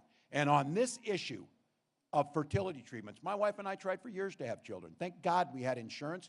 Thank God we had the Mayo Clinic in Minnesota. And because of that, we were able to have our beautiful daughter, Hope. That's yes. And I'll be damned if anybody in this country should be denied to have their family that they want, certainly by Donald Trump and J.D. Vance. Look, we're going to win the Congress, we're going to hold that Senate, and we're going to let Kamala Harris and restore Roe versus Wade to the way it should be. She will sign the law. All right. 12 days. We're the underdogs. You knew this. But we're going to leave it all in the field. Coach D's know this. I'm not going to go without this. We got the ball, though, people. We got the ball. The momentum's with us. You're here. We're doing the things that happen. North Carolina has one-stop early voting where you can register to vote and cast your vote in one visit. Hopefully we do that. Could I ask, how many have already voted? Yeah. I asked yesterday, I cast my vote, and I took my recently turned 18-year-old son, Gus, and he cast his first vote. Now look, not everybody's as responsible or putting things in order. You know why? Because people are busy, they're working, they've got extra jobs. They're trying to figure out how to get things done, they're trying to pay the bills. So this is at a time when it goes door to door, phone call to phone call, door knock on there, and get people out to vote. That's what it takes. Look, it is going to come down to the battleground states. It is going to come down to the battleground states. Probably none more important than North Carolina.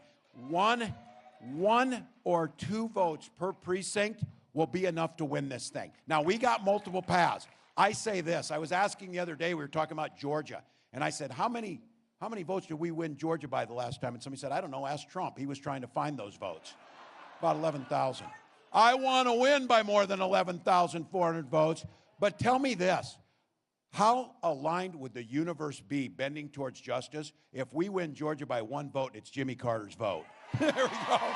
There we go. If you got a buck or two, chip in at KamalaHarris.com. All these rallies, all these door knocks, all these phone calls, all the money that people donate to this, all comes down to translating and turning those efforts into a very simple little sticker that we need to put on more people. I voted. I voted. That's what we need to do. So look, you could have been doing something else. Hell, you could be going to watch the Vikings play on TV tonight. Yeah. Give me my moment. Give me my moment on this one. But you didn't. You came here. That's my guy. We are here because we believe in the promise of this country. We have been given a gift. Billions of people around the world could not imagine the ability to, as free people, gather to chart the direction that we want to go. Now, we know the other side, they don't quite see things that way. They want to pass laws making it illegal to give somebody a bottle of water in Georgia if they're voting, or try and take away somebody's vote, or demonize their neighbor, or run nasty ads at the end of this. Well, that's not who we are. We are eternal optimists. We believe in this country. We believe in the promise. We believe in our neighbors. We just got to go out there and fight for it. And as the next president of the United States says, and you see it up here, in these last 12 days, we're going to modify that a little bit. When we vote, let's elect Kamala Harris, the next president of the United States.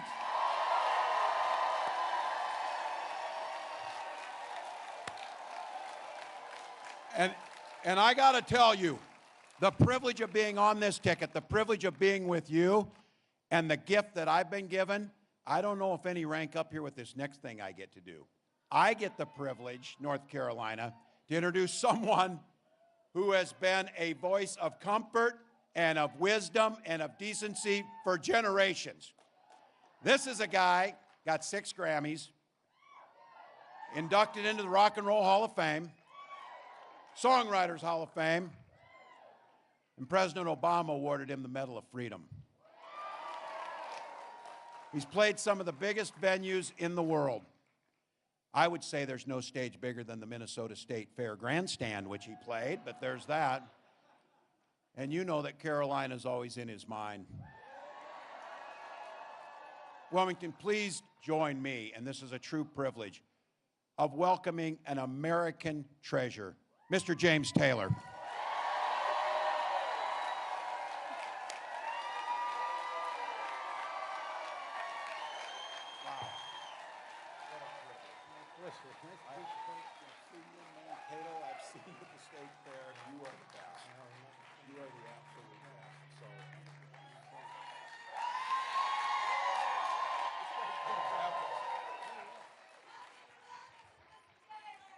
Well, just so you know, they're getting ready here, and they're going to do something truly amazing. They're going to reset this stage. So they said, Governor, can you ad lib for a little bit here with Mr. Taylor? What they didn't need to ask. They should have said, you're a politician. Can you bullshit for about 5 minutes here while we do this? So they're going to reset this stage. But I just have to say, James, that speaking those words there, we all know the words to your songs. We know the comfort. We know the decency. That could have been what you were known for, but then your philanthropy, and you're working on these issues, and you're here tonight to make an issue. So thank you. Thank you so much. I'm here for the state of North Carolina. The place I was raised up as far as I got, as up as I grew here. So, and I love North Carolina, and I'm proud of my roots here, and I often, when I'm in North Carolina, I always think of my dad, who was at the University of North Carolina for most of his career. My dad and our governor and then senator, Terry Sanford, they had a project back in the 50s and 60s called the Research Triangle, and it was a collaboration between education and high-tech commerce, and they basically had a vision for North Carolina that has really paid huge dividends for all of us. It's been great. So I always think about I think of that as my father was a true blue Democrat always, and stayed a Democrat. He welcomed passionately the Civil Rights Act, and he stayed blue. He stayed blue. And he and my mom, when we lived here, he had a sense of North Carolina as a place that embraces the future and that looks at reality straight in the face, and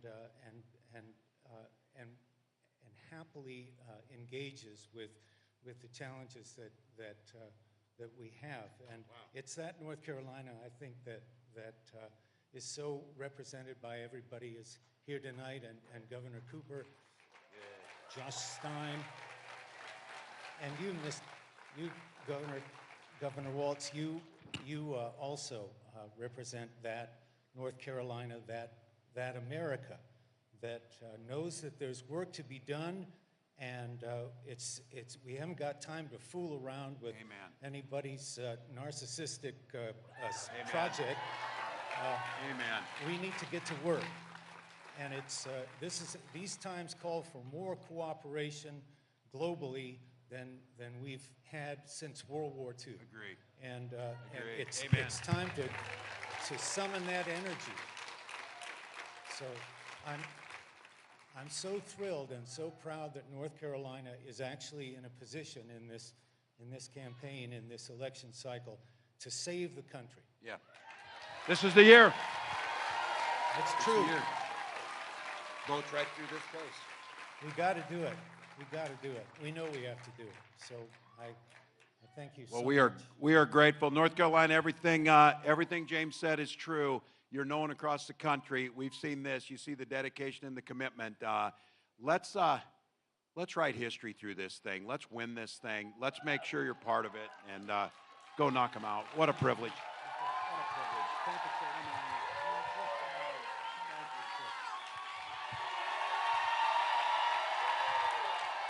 There we go. Right this way.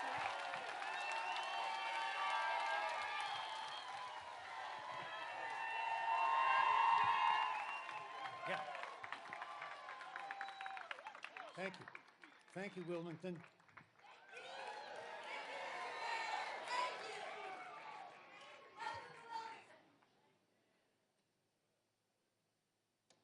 All right. Let's see.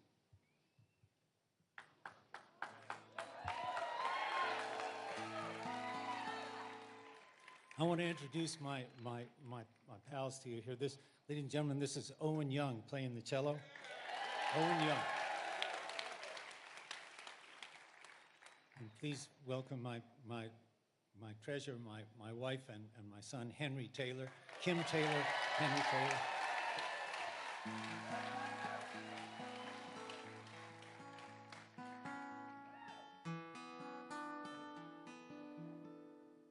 Oh, beautiful, for spacious skies, for amber ways of grain,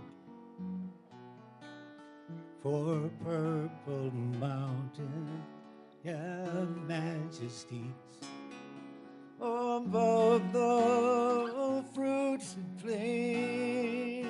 Join me. Oh, America, America,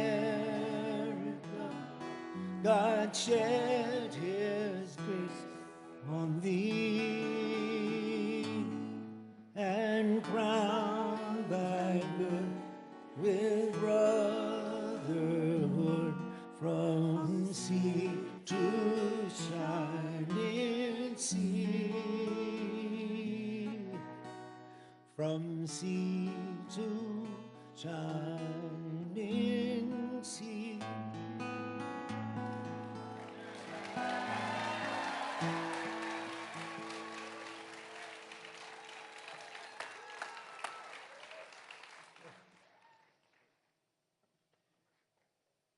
Time to change guitars already. He's a little OCD about the tuning.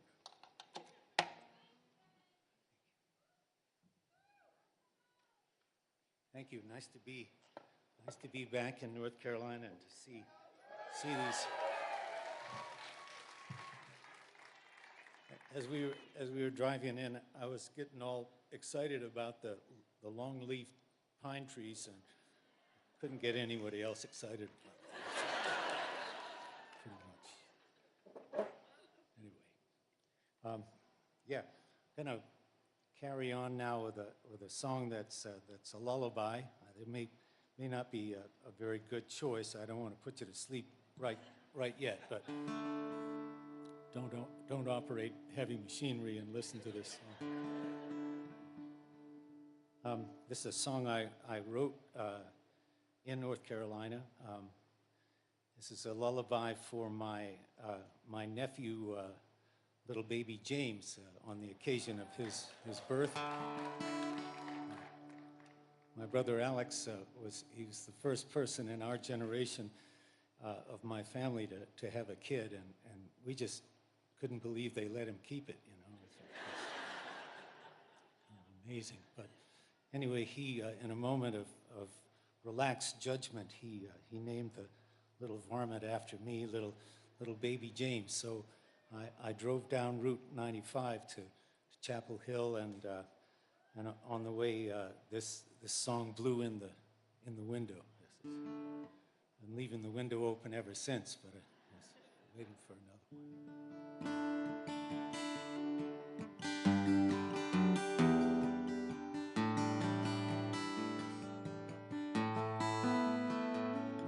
There's a young cowboy been living on the range.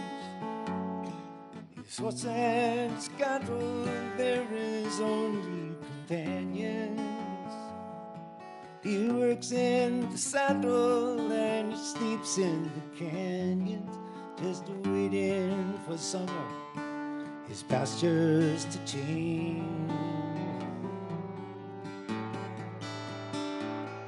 Yes, and as the moon rises, he sits by his fire, just thinking about women and glasses of beer. Flows in his eyes as the jockeys retire. He sings out a song which is soft, but it's clear, just as if maybe someone could hear.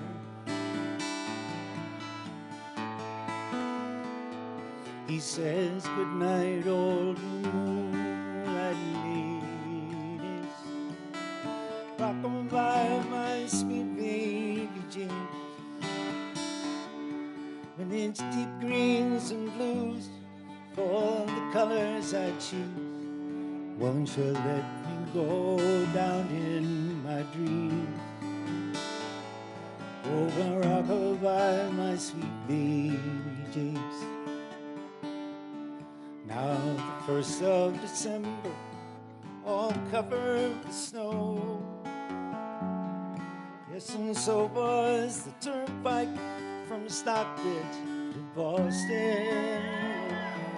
Now the Berkshires, they seem dreamlike on account of that frosting. With 10 miles behind me and 10,000 more to go. There's a song that they sing when they take to the highway, and a song that they sing when they take to the sea. A song that they sing of their hope in the sky. Maybe you can believe it, it might help you to sleep. Oh, and the singing seemed to work fine for me.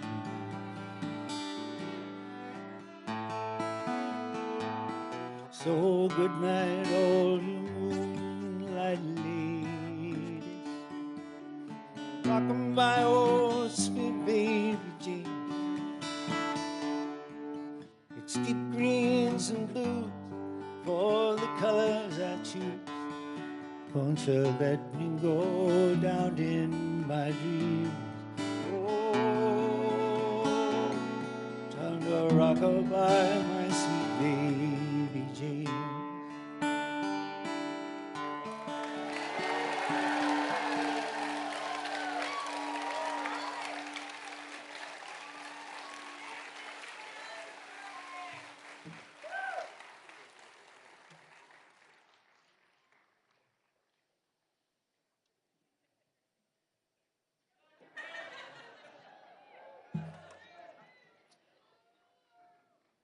Yeah. Really in tune. Thank you, JP. That's great. I'll sing a song for you now that was written by my dear friend Carole King. It's a song I ask Henry and Kim to join in and sing it with me. I'll never forget the first time I heard this tune. It was the first time it had ever been played in public. Carole had written this song the night before. We were sharing the stage at a club in Los Angeles. Really a dive is what it is. It was a joint, but a place called the Troubadour in Los Angeles.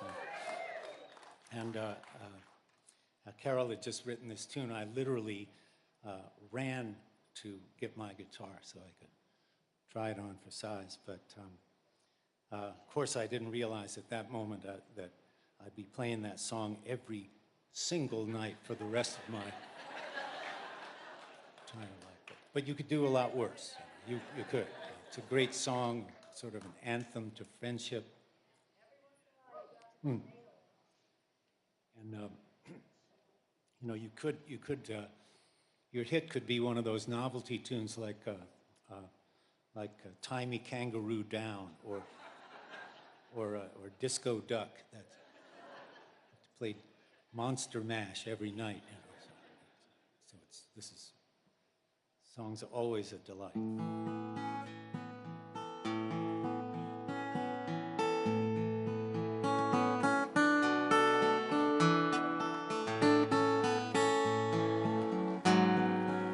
When you're down and troubled and you need a helping hand and nothing's going right, just close your eyes and think with me, 'cause and soon I will be there to brighten up even your darkest night. You just call out my name, and you know wherever I am, I'll come running to see you again. Oh, winter, spring, summer, or fall, all you got to do is call, and I'll be there, yes, I'll be there. You got a friend.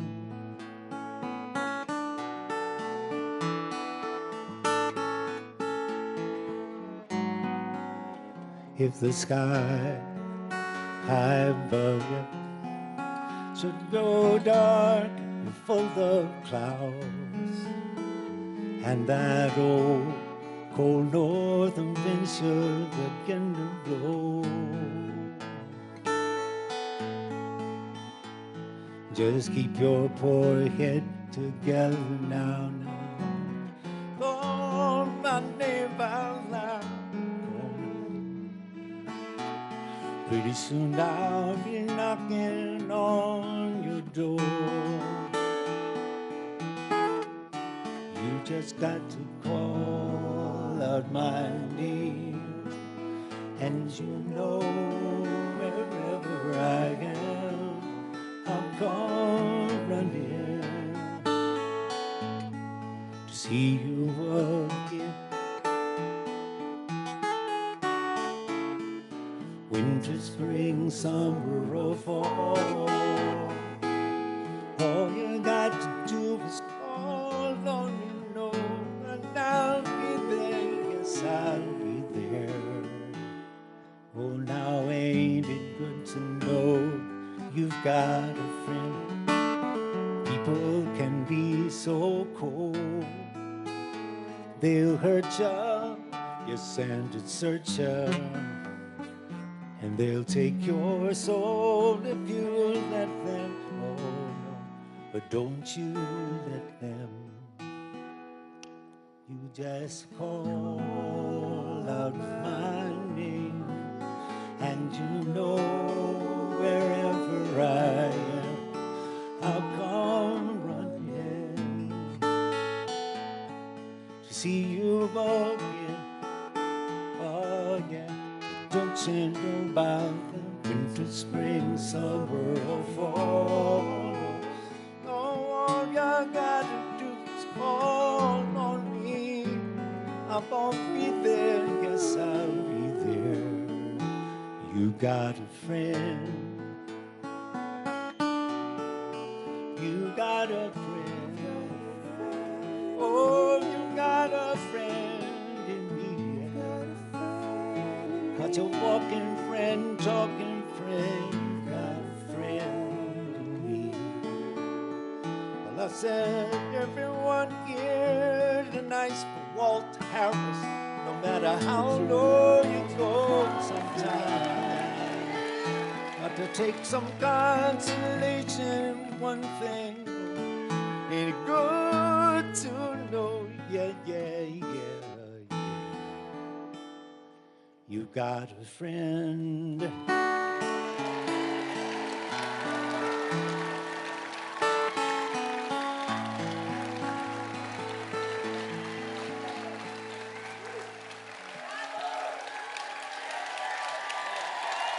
So Owen Young.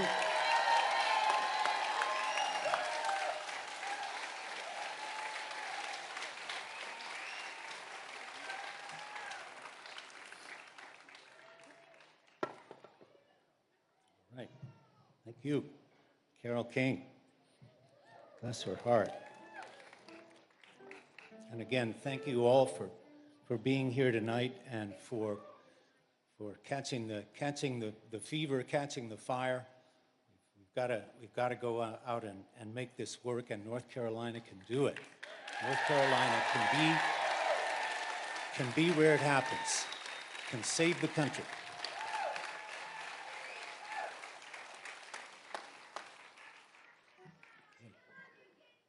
I love you too. Thank you. I think it may help us a little that we don't know each other. We've got it. Things are just right. I do. I love you too. I never know how to answer that, but thank you. Play this next tune. We've got a little bit of pre-recorded help on this song. You're gonna notice it anyway. I may as well admit it. So we pre-recorded a track. Kick it off for me, will you?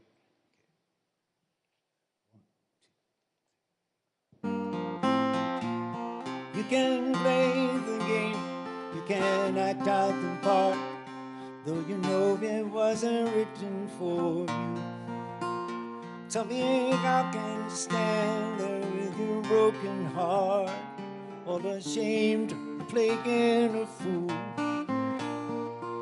when one thing can lead to another, it doesn't take any sacrifice. Father and mother and sister and brother, if it feels nice, don't think twice. Just shower the people you love with love. Show them the way that you feel, yeah. Things are gonna turn out right if we only will. Only will, only know. Shower the people you love with love. Show them the way that you feel, yeah. Things are gonna be much better if we only will. You can run, but you cannot hide. No, this is widely known.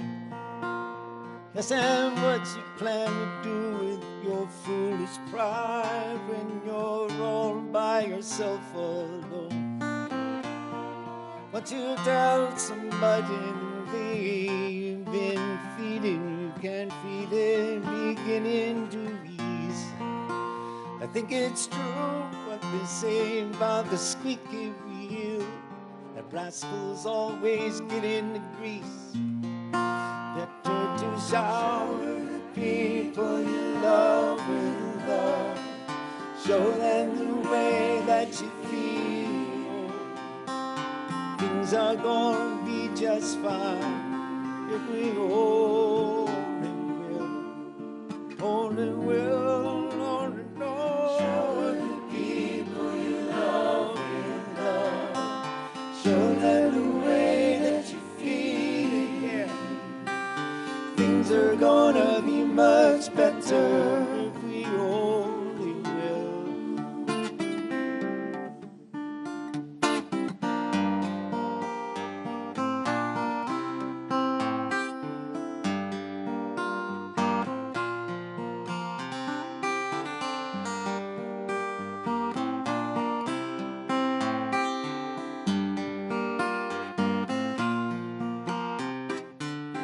Shower the people you love with love.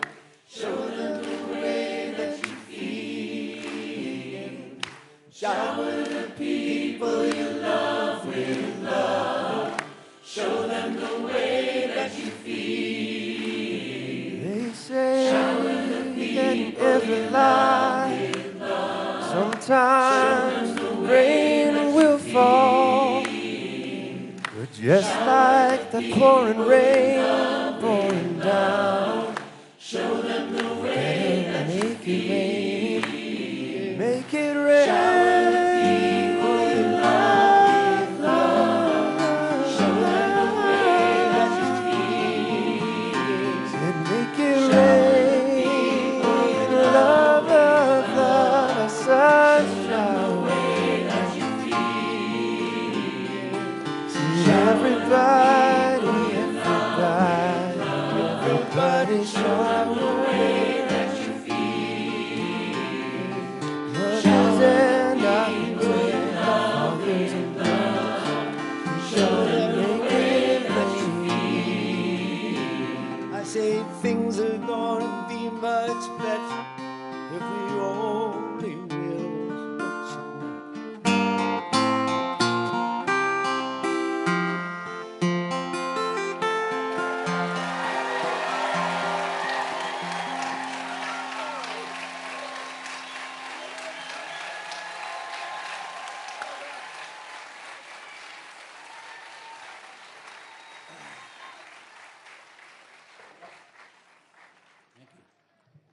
Thank you, Henry. Henry Taylor. Boy.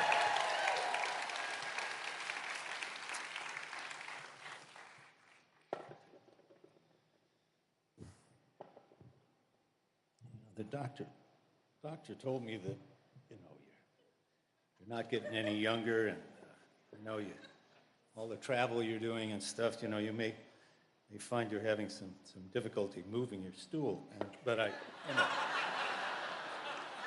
gotta say, they're such alarmists, these doctors.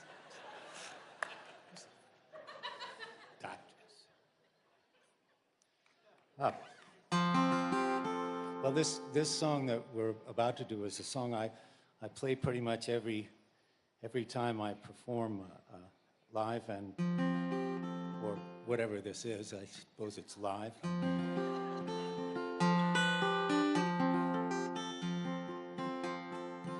It's a song I wrote on a small island in the Mediterranean. I was terribly homesick. I was recording an album. With the Beatles on their brand new record label, and I've been signed to their Apple Records, and I took a break. Well, basically, they closed the studio for a couple of weeks, and I went with a friend. We went to visit an island in the Mediterranean in Spain, and while I was there, I had a massive attack of homesickness, and wrote this song about our beloved North Carolina.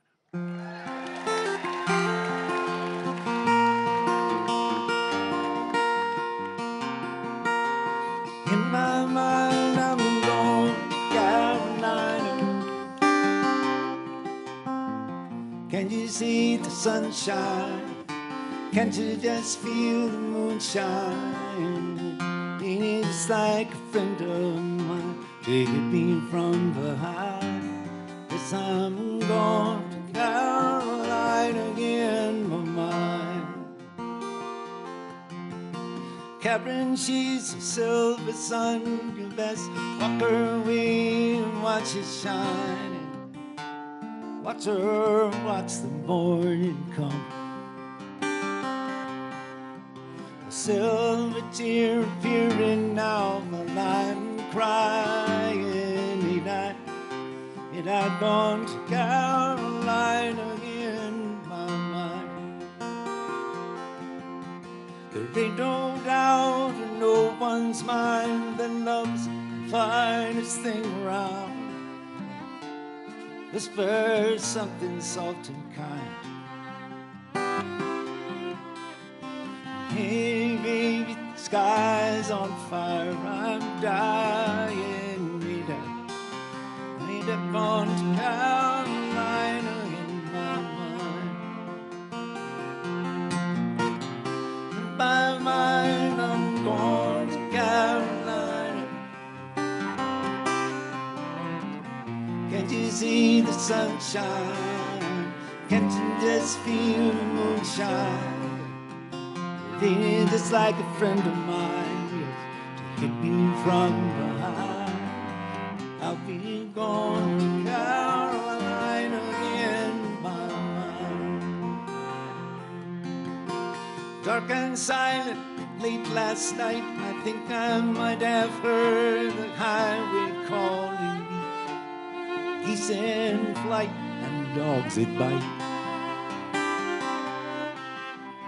Signs that might be old say I'm going to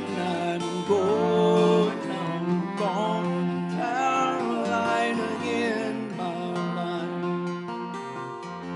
It's with a holy host of others standing around me now. Still I'm on the dark side of the moon. And it looks like it goes on like this forever. Oh, you must forgive me,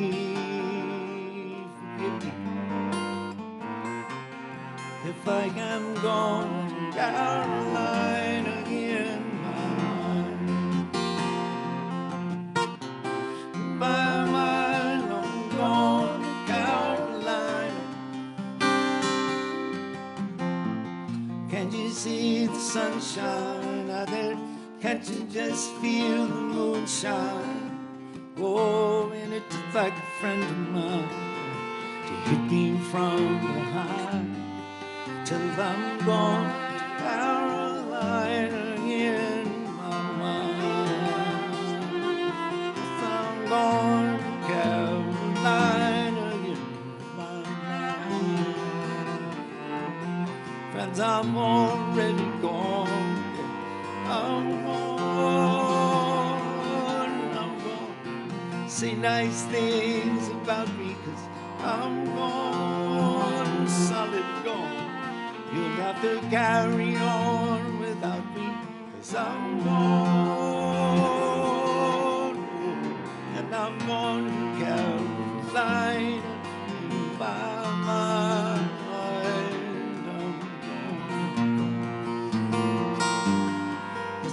I'm going to Carolina in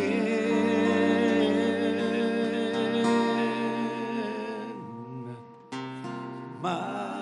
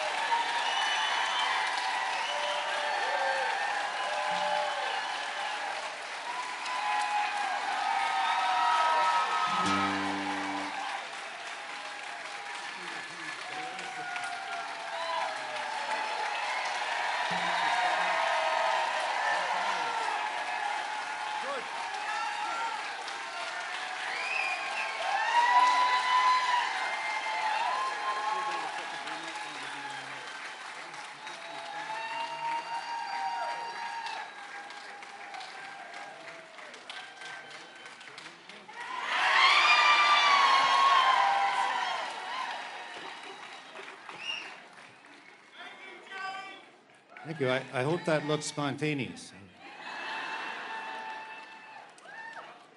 We've been working on our spontaneous a lot. Takes a lot of practice. Yeah.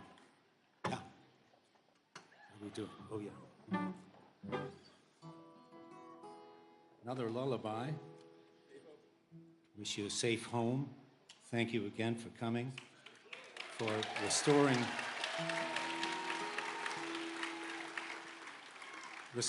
not so much restoring, confirming my yeah? Oh, yeah, right. Oh, yeah. hippo position. Thank you. Thank you, Owen. That is spontaneous. It makes a lot of difference. If we're in the same key, it really goes much better. Yeah, thank you for reconfirming my faith in the good people of North Carolina.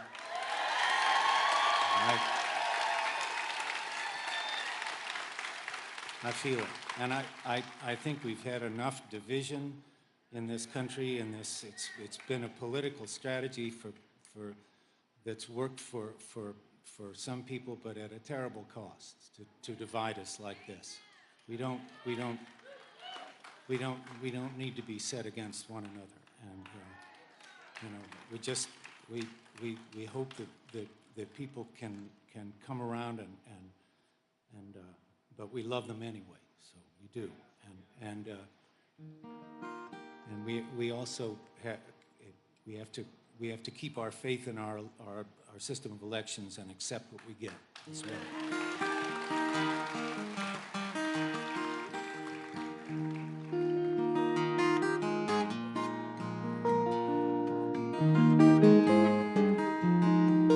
Oh, sun is surely sinking down,